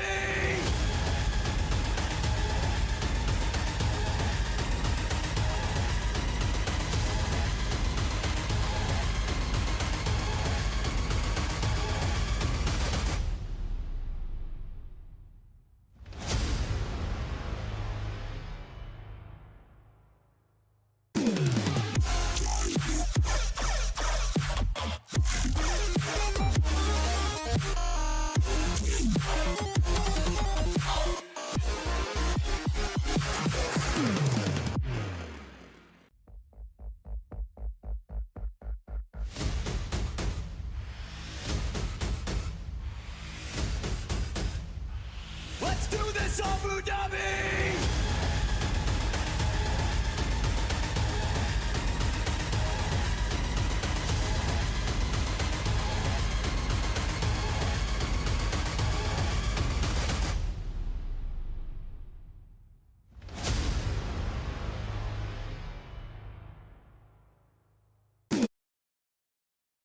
Team Nevermind choose map 1 and they win map 1, but it was not without some trials and tribulations. They went through the ringer, but they said, never mind with Ancient. We'll move on to Mirage, up 1-0. I'm Time to Light, and alongside me here is EDU for our second map of play. Mirage now on the cards for our Arena Esports Invitational Qualifier, powered by Etisalat by EN, with AD Gaming, our strategic partner, and Playtonia, our broadcast partner. I gotta say, Edu, this is a very concerning second game for Blame, but still one they have a very reasonable chance at. Yeah, I think what we saw there was Blame had what was in the cards for a great game, a great comeback. They started out pretty early, but as we look at the highlights from that first game and seeing exactly what made them so clean and crispy, it really came down to a very consistent gameplay from Blame when they had you give them an inch, they'll take a mile. You know, that's just the way that they played it. But of course, with how it balanced out, I think what Blame was really missing was consistency. They were able to get knife kills, which should tell you everything about how good of players they are, but they still weren't able to take the cake because it was hit or miss. It was either they get wiped or they wipe. It was very back and forth in domination for both of these times. It's a very concerning game because it seemed like Nevermind had it in the bag, and then Blame were running away with it, and then they forgot how to use their legs, and Nevermind just took it right back the other way. It was back and forth, time in and time out, but it was not a game that was all Nevermind's at the end of the day. You could see with that final kill going the way of Nevermind, it just was them catching Blame off guard in the later stages of this game and on the CT side way too often, and that has to change in towards Mirage. Speaking of Mirage, by the way, second map is a CT side selection here for Nevermind, which gives them a theoretical advantage considering they did better on the CT side of Ancient. Here are your stats from game number 1. Shout out our background team, not only for those replays, which looked clean as ever, but for these numbers with LDT, not Lot, our apologies, going 24 and 12 in just 22 rounds. It was a lot of damage from those two players to be able to really seal it out. Obviously, Zaka, Proxy, Vortex. I mean, I did not expect Vortex to be at this stage in the scoreboard. That player near the later stages was the player keeping Blame alive. So it's going to be interesting to see how they are able to really lock it forward. But what I do want to see is hopefully a full 3 matches here. And Blame, this is their map pick on Mirage. And if they are going to be starting off on this side, I think, as you put it, CT, in my opinion, is also what is favored on Mirage. The way that I view whether or not a map is cited is 1, statistics of how player base is actually treating it, and 2, how it gets treated by players themselves when they're in it. CT allows for quick rotations, quick cover up, and you get so much information from angles like catwalk. You can hear if people are going underpass. You can hear if people are going abs. You can hear if people are going to be going through palace. You get so much information just for holding tight angles, which is all what CTs do. You compare that to another very famous map, Dust 2. Dust 2, CTs do not have that luxury. They don't get as much information before the round starts because how Dust 2 is built. But Mirage, you just get so much from it. And with Mirage, it's also the utility conversation. It used to be much different on Dust 2, where you had your stock standard util, nothing really innovative. There's still availability to be innovative here, especially in CS2. I saw Lobanjika brought up a very new smoke that basically creates a pseudo one-way. If you throw it from spawn, it lands in the little box that you boost up to under the main window in mid, and then you can see, basically with a one-way, that Counter-Strike said is not a thing anymore, from underpass to connector. Very fun, nice and a little innovative as well. I like the things that are still being discovered about the game because remember, it's only a couple months old. It came out last week of September. It's been about 2.5 months since then, 2 months and a week.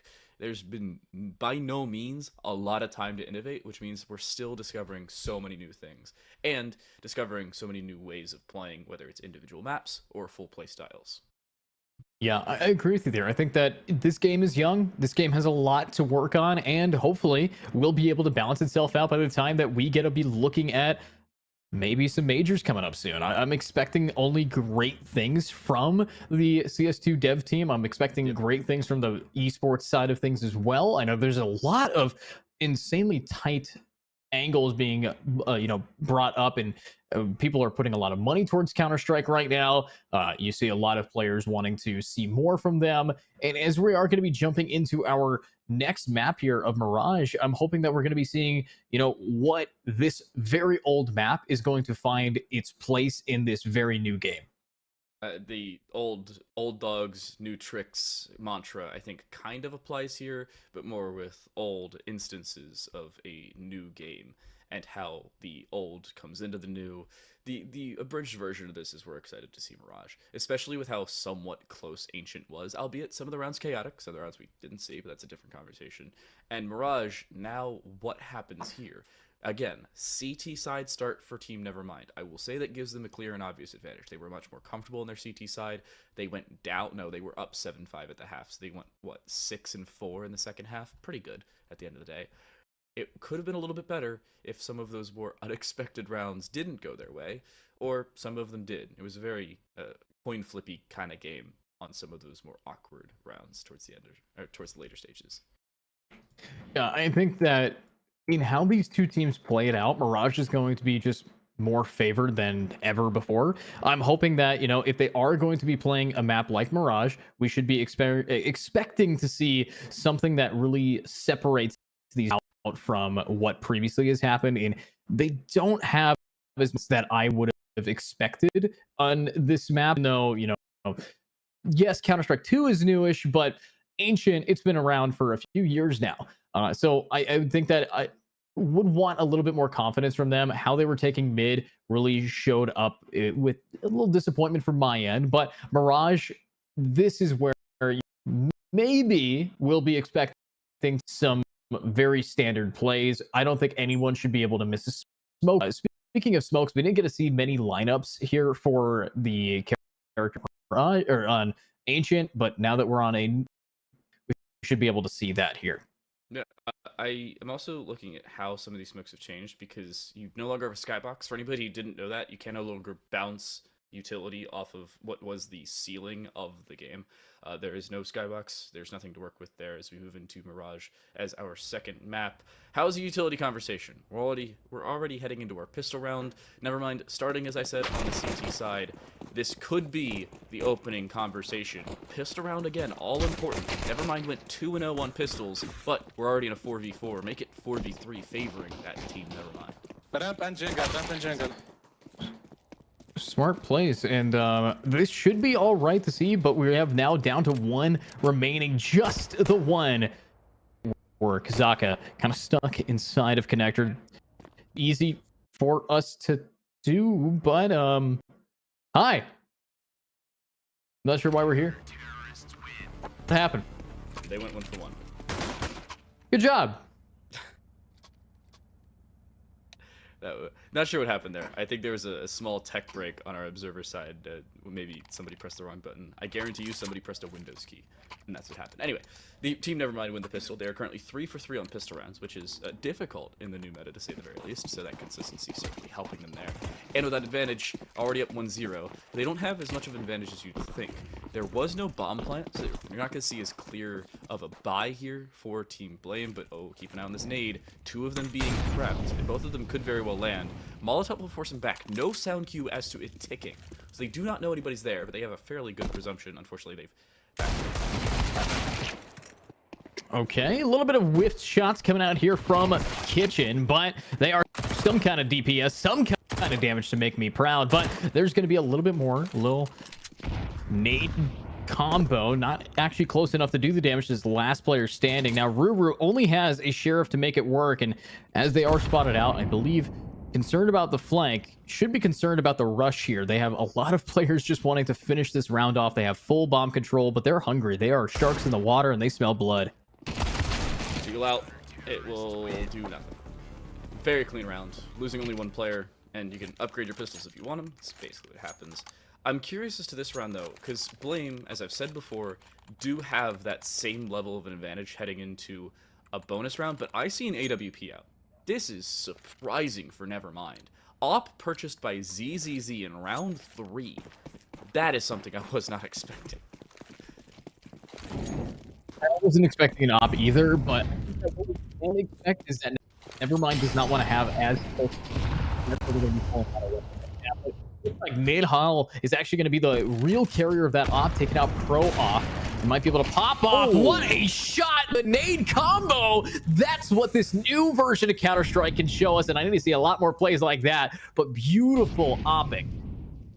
Beautiful upping and beautiful play. You have that false sense of security with the smoke up. Take full advantage of it. Find the opening kill. Problem is you've now lost one. That rotation now to B becoming a little bit more important. And the MP9 out here for LDT, and the drop through, Zaka takes full advantage of their own sense of surprise, and it ends up finding them a second kill. Looking for a third. They'll swing. FAMAS, not as good as it used to be, or arguably better, but just not in the hands of Colonel, unfortunately. Campbell, sorry. Yeah, not ideal, but we're seeing these guys really able to balance themselves out. Now, looking at only 2 remaining. Nevermind put a lot of money into this, and the whiff op shot, unfortunately, is going to allow for only 1 player versus 3.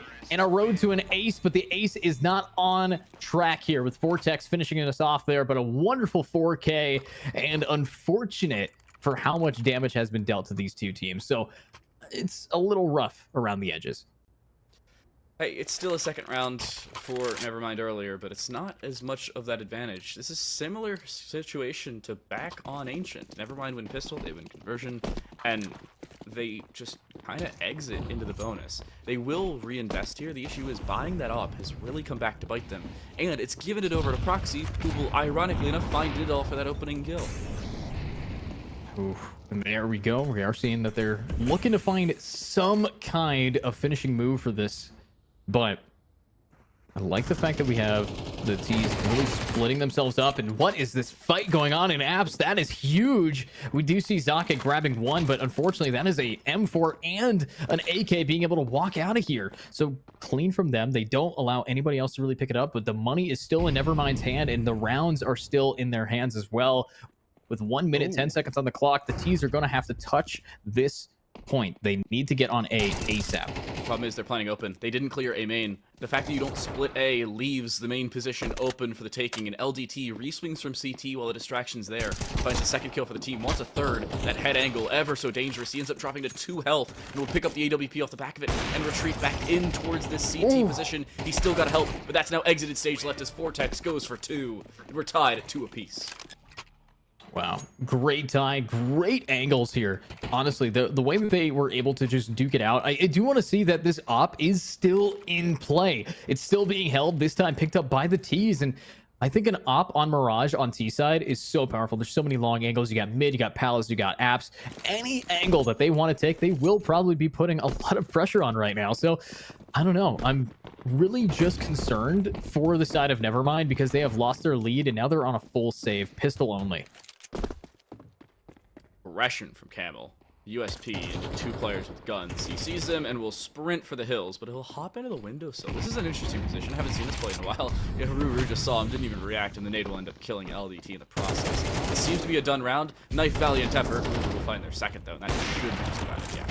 5v1, 5v2. Now 5v2. Okay. Okay, bro. I didn't we got like JFK'd. That was a clean shot. I mean, beautiful job there for being able to turn him down. So I'm hoping that they're going to be able to continue that energy. But as I said, it was the CT map. I want these CTs, now that they have buys, to slow down the pushback from this side. They really locked everything down, pushed themselves forward, and might be able to keep that consistency cooking. So looking at this next point here, looking at hopefully a big push up from the T's, they want to take A, and they're doing it as a team. Oh no, Camel just got legged crossing towards jungle. That one hurts. That's from A main, by the way, with the AWP. Similar situation to what we saw in game 1, though. It's pistol and conversion for Nevermind in the first half, Blame with 3 straight afterwards. This time just on Nevermind's CT side. And they weren't expecting all that much pushback, at least on their CT side. They've lost 3 of 4 rounds they picked up in the previous game already, and it's only been 5 rounds. It's been a little rough here for him, but this might be even rougher. Unfortunately, the fire pushing him right up the ladder is going to grab a clean pick, and Pro-Off is continuing that, grabs no love, and that is a player still managing to stay alive with 16 HP. ZZZ, with the rest of their team anchoring down in mid, has to try to go for a retake through connector, and wait a minute. Kamal manages to actually open it up right through the CT spawn, right through Ticket. Nidhal grabbing another one. But wait, we have a delayed flank. We have one player that needs to wait for their entire team rotating, and the bomb is down and in a perfect position for CT to hold. It is picked up, but this is the patient play. Nevermind are allowing that bomb to be retrieved and planted even. They're going to allow CT to be controlled, but is there going to be a rotation towards the B side? That's the real question. It seems like LDT is concerned about that, so they will rotate to B, and with that false sense of security, the A main rotate may very well end this game. But that A main rotate has rotated into the middle of the site. You can see there's just patiently waiting out in the open. This off angle, it works. That's the advantage. Turns out, what is unexpected can only be expected to win. Nevermind will tie it up once more. Great tie, great pushback here from these players, and now I'm expecting to see maybe just potentially a little bit of a comeback here for both sides, but we're seeing close games from them. And we kind of hit on this a little bit during our pre-podcast about how a lot of the Arena Esports matches have been very close in their standings and how teams like to duke it out without a lot of a real issue. 4 players just swung mid on the T side. Pop flash there for Camel, well set up, but the reswing from window just not successful. And it's full mid control for Blame if they want it. I don't know where they go from this. I don't think they have weaponry in this round. If I'm correct, it should be upgraded pistols and or SMGs, so nothing to write home about, but certainly viable for them to win the round. We've seen them do it before. My question is when they do it. They've taken 30 seconds to do nothing. It's an AK for Zaka. What's the rest of the team's buy looking like? You know, also, somebody just DC'd.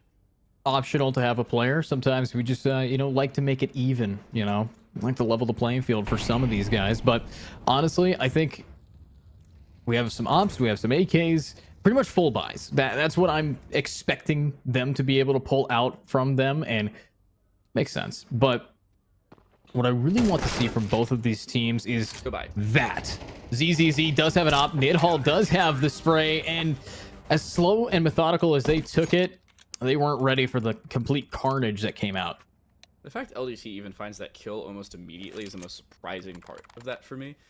Quick tech pause, as Blame will have to iron out their final player, and we have a small loading issue, so I suppose perfect time to have a pause.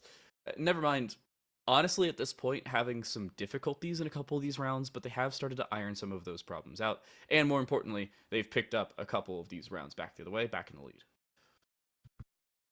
It's nice to see that they have ironed things out, as you put it, but I think what we really need to be looking at is not how much iron they have in their bones, but how strong they can hold this down and hold their own. I think that what we've really expected from both of these teams is consistency. At least I expect consistency for them, but we just haven't seen it yet. Now, with it being a real back and forth, with how dramatic each round has gotten, I still have no idea who's going to be taken, but Nevermind has been proving themselves to have the lead most of the time.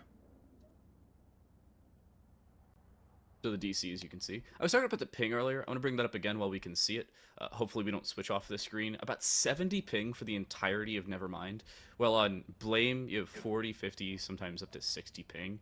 This is a very concerning situation for a lot of these teams, and there's not a whole lot you can do about it because of how far spread the MENA region is from one another. It's kind of like playing from east to west servers if you're in North America, if you happen to know that same context. It's not easy.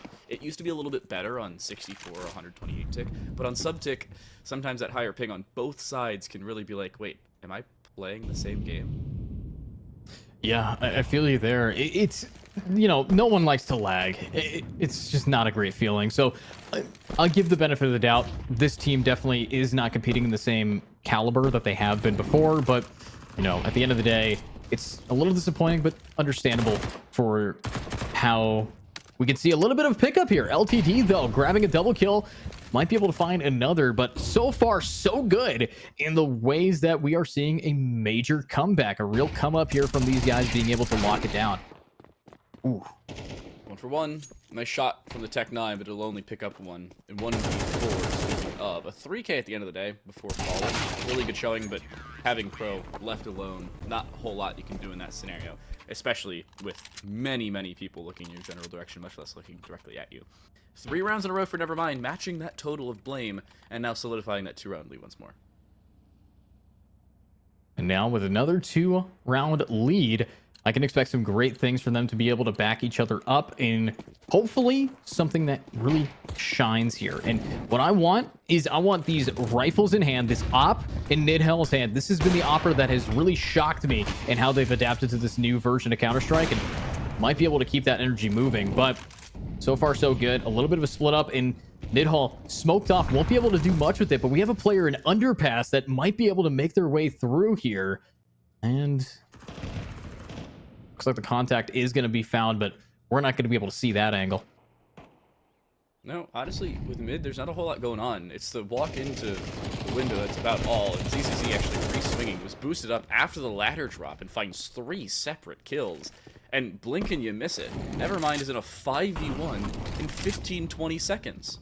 I gotta say, Blame having some difficulties getting in as soon as Nevermind started solidifying some of their advantages. Swing with the AK. Not surprised if ZZZ finds a different kill here. Will it be taken away? No, they will go for a 4K. And Nevermind, again, extend that lead. Good stuff. I mean, you can't really stop them. You can't slow them down, and that's what they want. They want to be able to really lock things down here. So good gameplay from all of Nevermind so far. We're seeing 12 there, but, you know, I can't talk about how good their gameplay is without talking about the fact that Teaser's still missing a player based off that scoreboard. Now, doesn't mean that we're going to not have them come back eventually, but it might lead to some real issues with the nade combo. Oh, almost hits it again for us. Ooh, no love. There's one back, and this is a problem for Blame. Very one-dimensional attack after losing that one member towards the A side, and they have to walk through a smoke in through the connector. One picked up by Campbell. They'll end up being dropped by the Tech 9, but the refrag immediately there by Nidal. And that may very well be the round. A 4v2 already. Again, 20-25 seconds gone, and everyone's dead for Blame. What the heck's going on the T side? Did they just forget to show up for map 2? I mean, I don't think they forgot to show up, except for the guy who's not currently playing the game because they disconnected. That person definitely did. But I think with the way that they're actually playing, they're just trying to make the best of a bad situation. But unfortunately, the harder they struggle, the deeper they get. This is the real quicksand trap that you experience when you're down a player. Just happens more and more. Mid control becoming a problem for Blame. One thing I want to see about them is keeping that mid control, but trying to take it from underpass rather than the top of mid. Send one player top mid, just a bit of utility and make them look in that general direction. Don't play for it every round. The last couple rounds we've seen them send 3, 4, sometimes even 5 players there, and then they all die almost immediately, and for no particular reason. They're not even pushing a site off the back of it. They haven't tried to split A in 6 rounds, and they've had issues over towards the B side. Split mid from a different direction, or just hold W into A maybe. I see 5 players all hesitating A with 1 in Palace, and they go 1 for 1 early. You've already lost that Palace presence. Oh, big damage. Nice. Beautiful job from No Love. Vortex is going to be able to get the trade off there, but we do have a player on the flank, and the rest of their team is trying to inch their way into a better and better position to make it work. However, if I want to be candid, this flank might just be the nail in the coffin for Blame if they're not prepared for it. Oh, and LDT catches Ruru. There's a gap on the bottom side of the smoke. Does ZZZ go for that shot? Yes, they do. Vortex is Neo. Somehow avoids the first shot and ducks under it, but it'll only be 1 shot they avoid. The second one will hit their head, and it's an 8th round for Nevermind and a 6th in a row. Blame has not been here on the T side. Even there, it looked okay, and then it didn't, and now we're going to have a pause because there's only 4 members for them. And, unless there isn't. Is the scoreboard lying to me? You know, I think sometimes yes, it is. It might be lying to you, and that's okay. You know, you don't need the full truth. It's doing it for your own benefit. That's what's happening. About this is going to be an opening kill about 90% of the time, unless a flash is thrown early. Has to be. Question is, does it come through? Flash for mid there for ZZZ, trying to set up Camel for a second, but you already have the opening duel go in Nevermind's way. Wow. Can't say I'm surprised. And there's the op. Yep. Wow. A second! Jeez. Re-engage. It's a 5v1. It's been 35 seconds. It's a 5v1. And Zaka swung. Oh, he does survive the first kill. So it's not a flawless round, but it's damn near close to it. Yeah, not great, not ideal, as you would put it there. So, I mean, they have what it takes. We have one player left, and currently they're sitting in a very safe spot, but picking up that bomb is death. And that is the last round. Can't really save it there now, can you? 9-3 here, and we all know Valorant's 9-3 curse, but this time it's going to be a little bit rough around the edges for both of these teams here. But I got to ask, what do you think we're going to be expecting from this? I think this game's going to end quickly. I hate to be that guy, but I really do. And the only reason is because Nevermind has yet to lose a pistol round. If they were losing pistol rounds, this is a different conversation. But if you go up 10-3, maybe even 11-3, and you're then faced with your first real hurdle, this is a completely separate conversation. This pistol round may very well decide the game, and more decide whether it goes on or whether it ends, not whether Blame will win it or not. Yeah, guess that makes sense. But right there, Nadehall starting us off and proving your point in a game ending soon, that is going to be pushing them even further into a decent position. Blame down 1, down 6 rounds, and I don't know if they actually got their 5th back. I don't think they do. No, they did. They did. Yeah. Okay, good. Thank God. But very unfortunate that we have a little bit of tech issues there. So time. CS scoreboard diff. Literal player count diff. Well, you can count a headshot there, count another one as well, and another one. Everyone's getting some head today, and that's going to be a little bit more damage here as they're dropping right on in, and another pick for No Love. And can No Love keep it going? This buffed Glock is ready to make it work, but the buffed Glock, you can talk the talk, but can it walk the walk? It is going to be looking for another player in CT, but wait, you have the bomb. Where are you going with that? Get on site. They were trying to rotate through mid and get that off, but they wanted to make sure they avoided any possible mid pressure. And Bomb now out in the open, no help immediately, but No Love still in this fight in Pro. A 1 versus 1. They end up killing No Love, a clothesline as they jump, but ZZZ now the 1v1 of their own. Glock out has the advantage close range, and it'll end up with yet another kill. A 2-piece for ZZZ, a 2-piece for No Love, and 4-0 on pistol rounds for Nevermind. Wow. Not ideal. I mean, we're seeing double digits right off the bat of first round, second half. That is not ideal here, but we do have some lineups that the T's want to try to bring to the table here to really seal the deal. We even have full buys. The last time we watched this team really start to find their own, if you recall, they were going AK-47 and, you know, usually they're just MAC-10 SMG rushers. So I like the fact that they're putting a little bit more faith in their buys, but whole team here is very consistent into A. And talking about consistency, your brain's some soup right now if you can't get this pick. And yep, there it is. One picked up, and here's the MAC-10 holding W. Somehow that's inside either player right in front of the connector. It may not matter. Nade in, there's a swing connector, and dispatch them. That may very well end up being the round. Eagle out, does find one. A second for Proxy, hold the phone. A knife kill for Camel, sorry, as they jump into the smoke. And 2 separate knife kills in a singular round. The Deagle's caught out while reloading, and the round quickly dispatched of. Never mind, that's the game. I'm sorry, you're not coming back from 2 knife kills in a conversion round. Yeah, or you might not be coming back at all, as we have to slowly wait to see what happens next. This time on Dragon Ball Z. But anyways, so looking at this, looking at how this game went, was I expecting a 2-0? Yes. Was I expecting a 2-0 with no fight? Absolutely not. I did not expect these guys to be taken down so heavily. And honestly, it's, you know, bringing the steel chair from the top of the rope. They're dropping it on these guys. So I like what we're watching, but I think there was a lot for Team Blame to, you know, be able to talk about afterwards and maybe blame each other for, as we're seeing a lot more death and destruction. Proxy and Vortex will be able to get some trade-offs, and it's a 3v3. Oh, Camel, though, clears get right already. The position, not the player. And it's that 3v2. The issue is, there's a flank going through A. The bomb is planted on this site, and Proxy has found that kill. But No Love is sitting in CT and doesn't have the immediate angle on the bomb. He's on an island. Could be cleared here, but unfortunately that flank is not going to work immediately. That rotation has gone in towards vents and over towards the site itself, while circumventing that CT position. Here's the stick on the bomb. The swing has to be there immediately, but it's a little too late. The swing, even with this kill, will not be in time. It is in vain. No Love finds no round, and it's Nevermind finally losing that bonus. Wow. They managed to take a round here. Impressive. Congratulations. You're on the board in this half, but can you keep it cooking? Right now, Nevermind is looking to maybe seal the deal here. These T's are able to afford quite a bit. They got Galils, they got AKs. They, I believe, only have one MAC-10. And what we've seen the MAC-10 do is terrifying. It turns them into MAC-10 and Swiss cheese. They are rocking it here. So, hopefully, we can see what the CTs have as an option to bounce back. I like the positioning that they've done. They really are taking it slow, except for the A push. They want to be aggressive. They want to try to cut it down, especially with the limited range that the MP9 brings. Never mind, go all the way to ticket with it. Yeah, I mean, MP9 and MAC-10 are kind of gross from long range now in CS2. They used to be atrocious.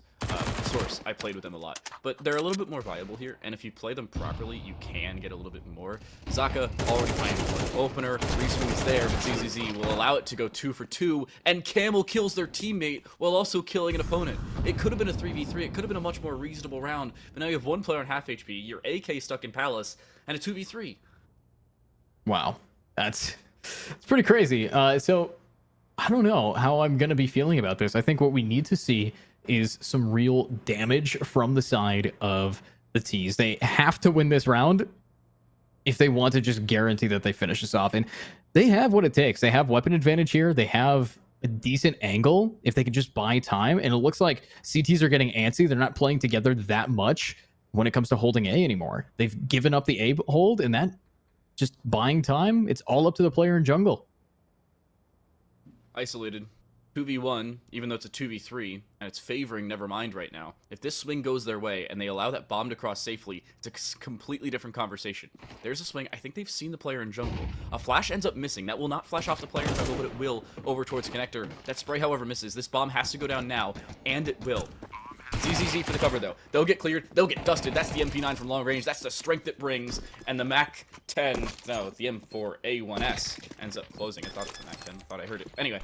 It's another round for Blame. Back-to-back now of their own. Still, they lost the pistol, they lost the conversion in both halves. That same 78% number, that's a concern.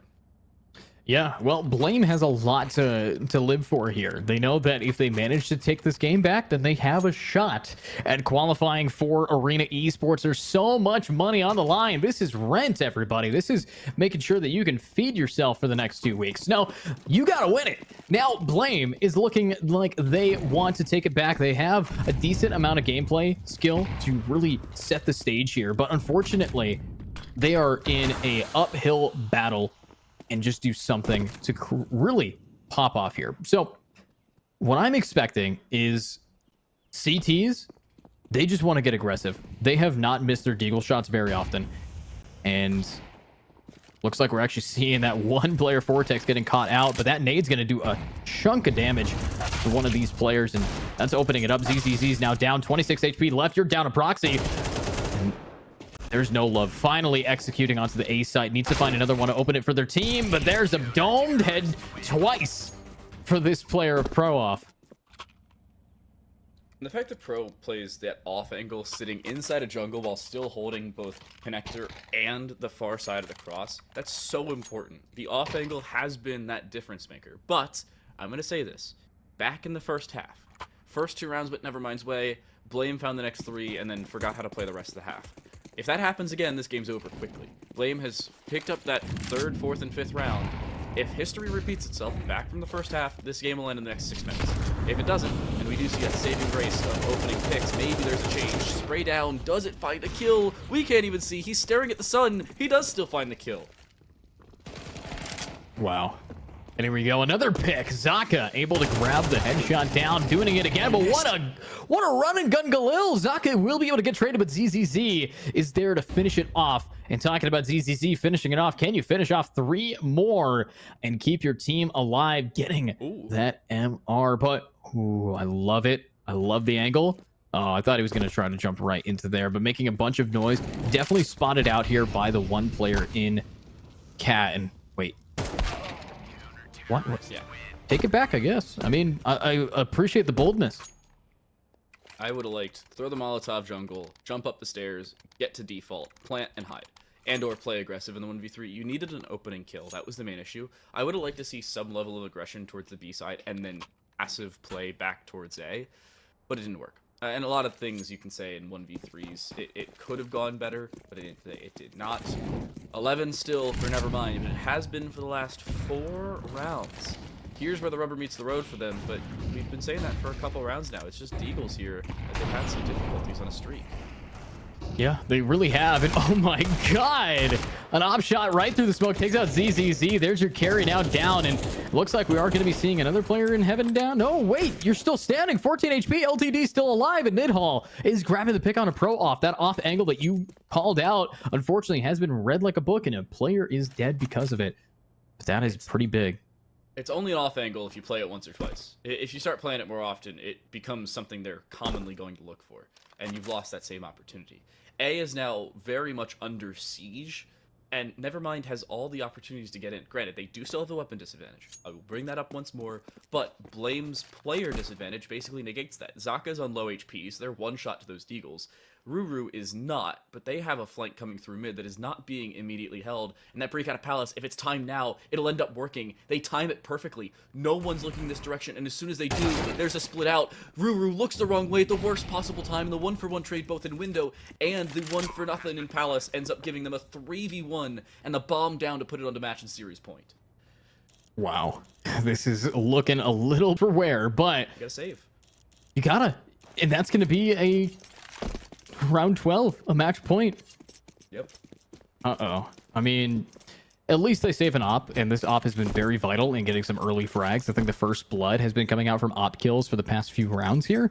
And, you know, it makes sense that they're going to be able to save it. Is very expensive. Now, overall, how much money this team has, I am pretty clueless on. I would think that they still are able to fully buy. They haven't had too many issues. They haven't died that many times in the last rounds. They've always kept around 3 remaining, so their economy should be fine here. Unfortunately, Tease, though, they have a ton of cash to work with, and we are going to be seeing them even buying each other up here. Wow, buying 2 people. This guy's floating the money. He is he who possesses the cash. The banker... Is this a Swiss tournament? Did I miss a memo? I mean, it's got to be. They're on like 70, 80 ping. Somebody's definitely playing from the Swiss Alps. No. Oh, never mind. This is the round that could end it. Op shot just narrowly misses. The smoke plumes the right time. The nades as well. Are they lethal? No, just narrowly not.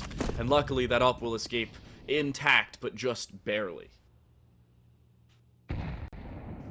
Now, if they are going to be finding that lethality early on, they needed to get that pick. I mean, that's the thing. You can't re-swing that angle without being dramatically punished. So now you're relying heavily on the player and Cat and setting up this temporary crossfire for them to push in. But T's know about that. They know all of the angles that you're going to be playing. It is going to be a full send A site, which A is tougher to take, in my opinion, than B.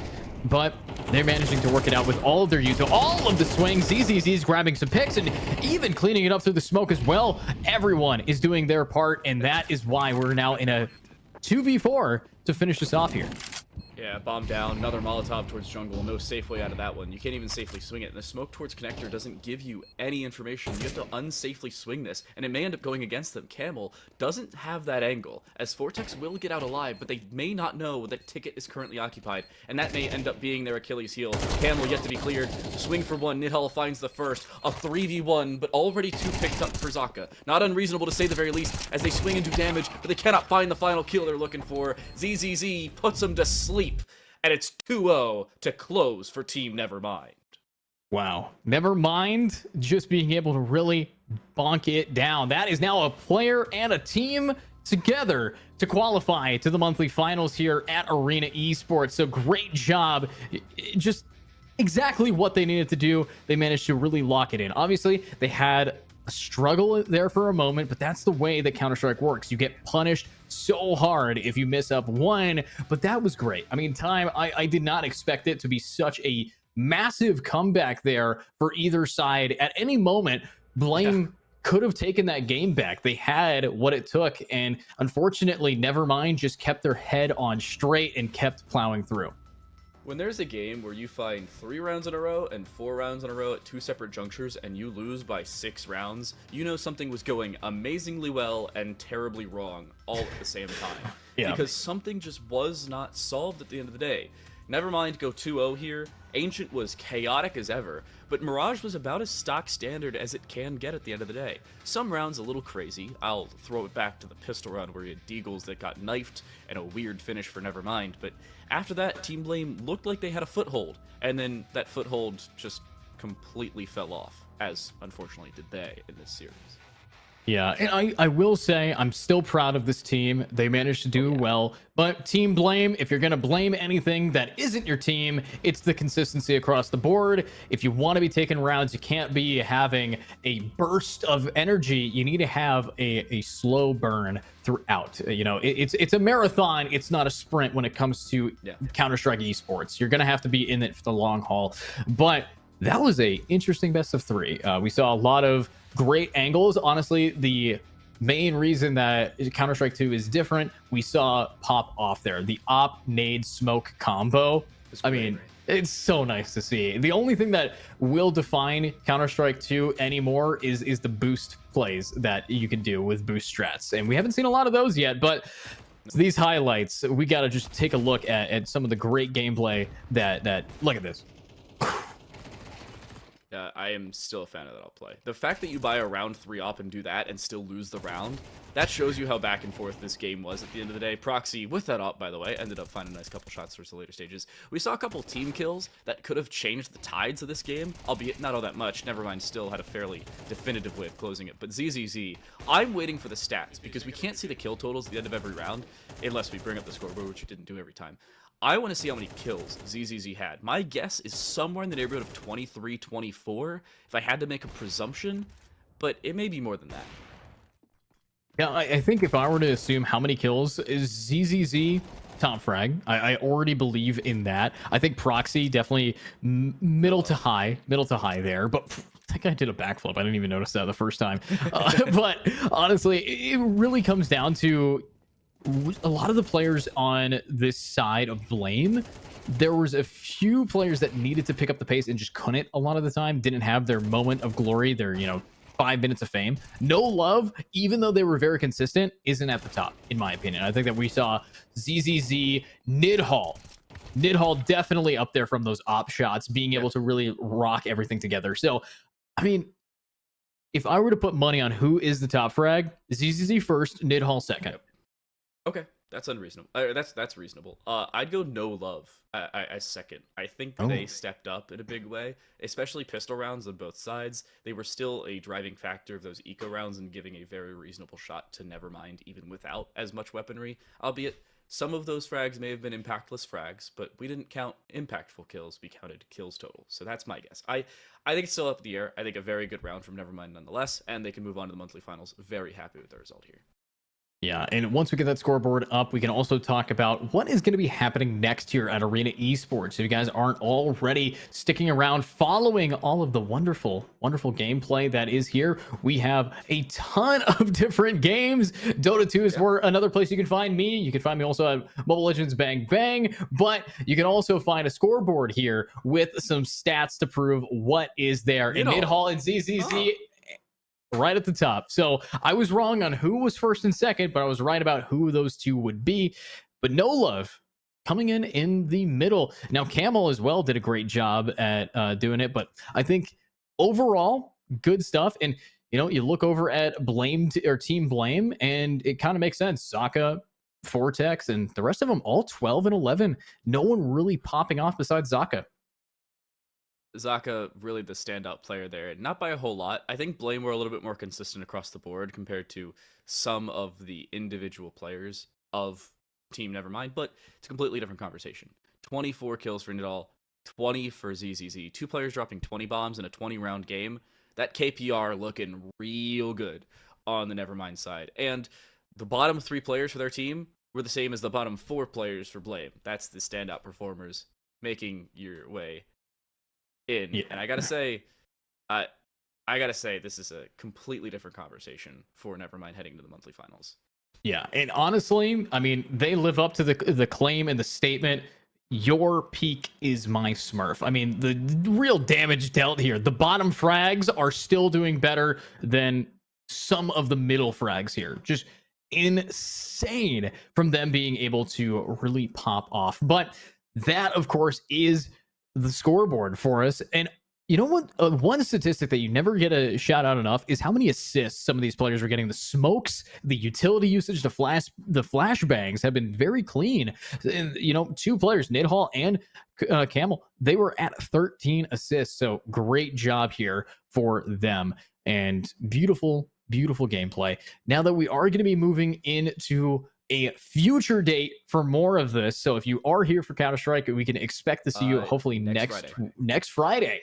Next Friday, some Counter-Strike Global Offensive. If you guys are down to follow and see this that. Is Counter-Strike 2, Edu. Oh, sorry. Oh, they're technically the same game. They're technically... They are on Steam. All of my achievements from Counter-Strike Global Offensive were deleted, and now I just have one achievement in Counter-Strike 2, which is play the game. Thanks, Valve. That's true. It is. It's called A New Beginning. And open the game. Yeah, open the game. Also, for some reason, it kept all my hours in Counter-Strike Global Offensive and transferred them to CS2. I don't know why they did that. It's so weird. So weird. Keep my numbers. I don't want numbers, by the way, as to when we are playing next, when we have our next streams. You are back on tomorrow, if I'm reading this correctly. You got Dota here, so you were talking about Dota. Keep an eye on that. After that, Sunday, we have Mobile Legends Bang Bang. Don't know who's on that one. Maybe you, if you happen to be back on MLBB. Might be.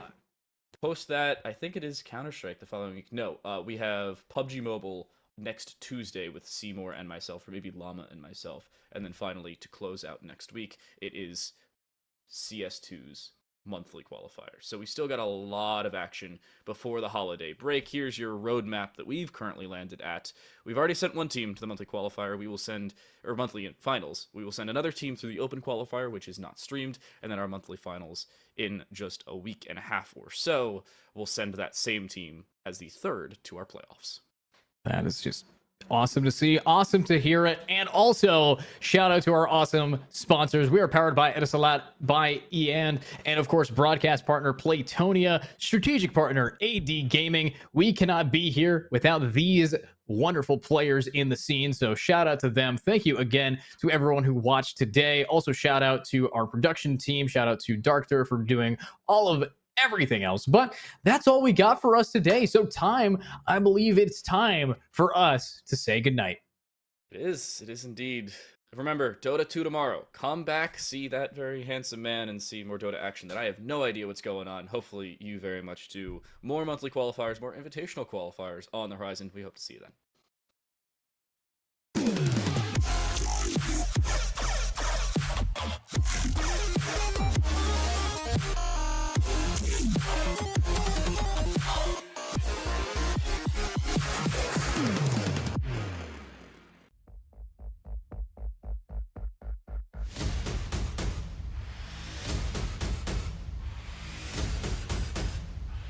Let's do this, Abu Dhabi!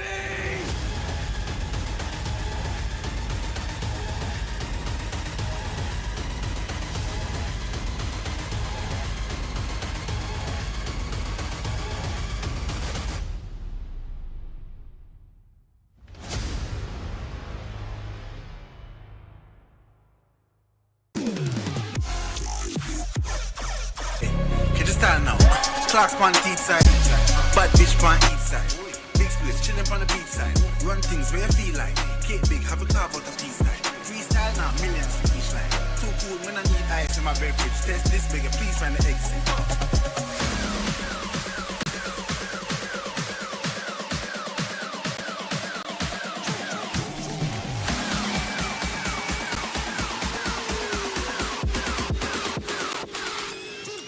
Right now, man, active. Gone with the game like a bandit. We bring the flame like a match. Let's me know. So don't just like Miss Active. Stand up and cause I'm out there. Active. Active. Active. One live like massive.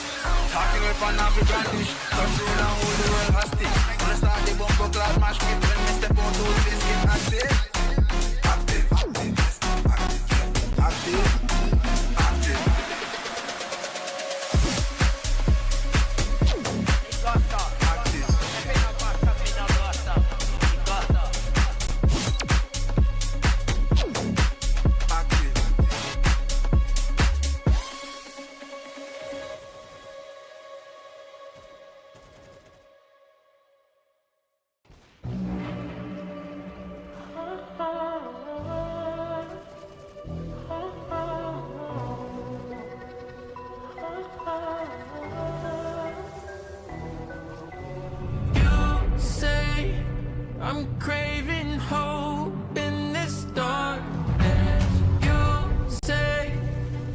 just a jump, just a jump.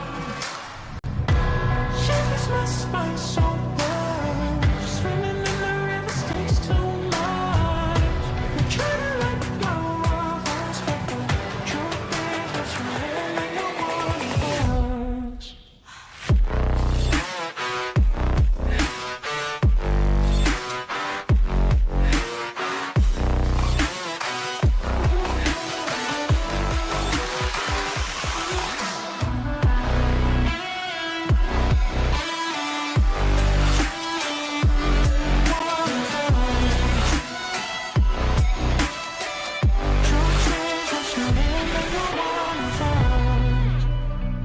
My darling,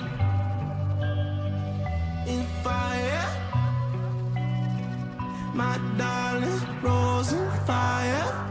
You're a liar. You say, my darling, rose in fire.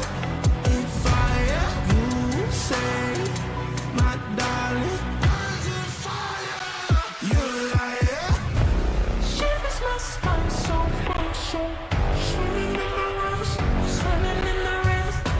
I'm trying to let go of us, but you know that you ain't the one for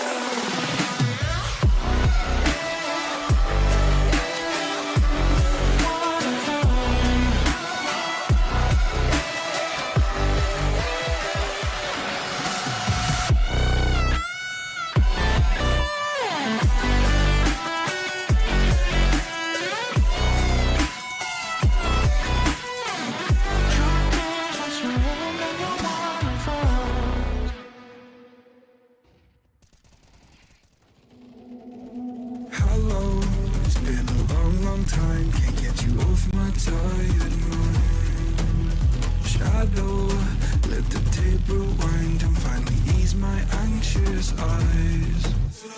Oh no, I feel you creeping in, my body bleeding sin. I'm drowning. Heaven, can you save me now from these thoughts inside my head? Yeah, you are the devil running through my mind. I can't get on your level. I swear to God I tried. I am not under your spell. Turn around and turn ahead. You cannot be anymore. Oh my God, you are the devil.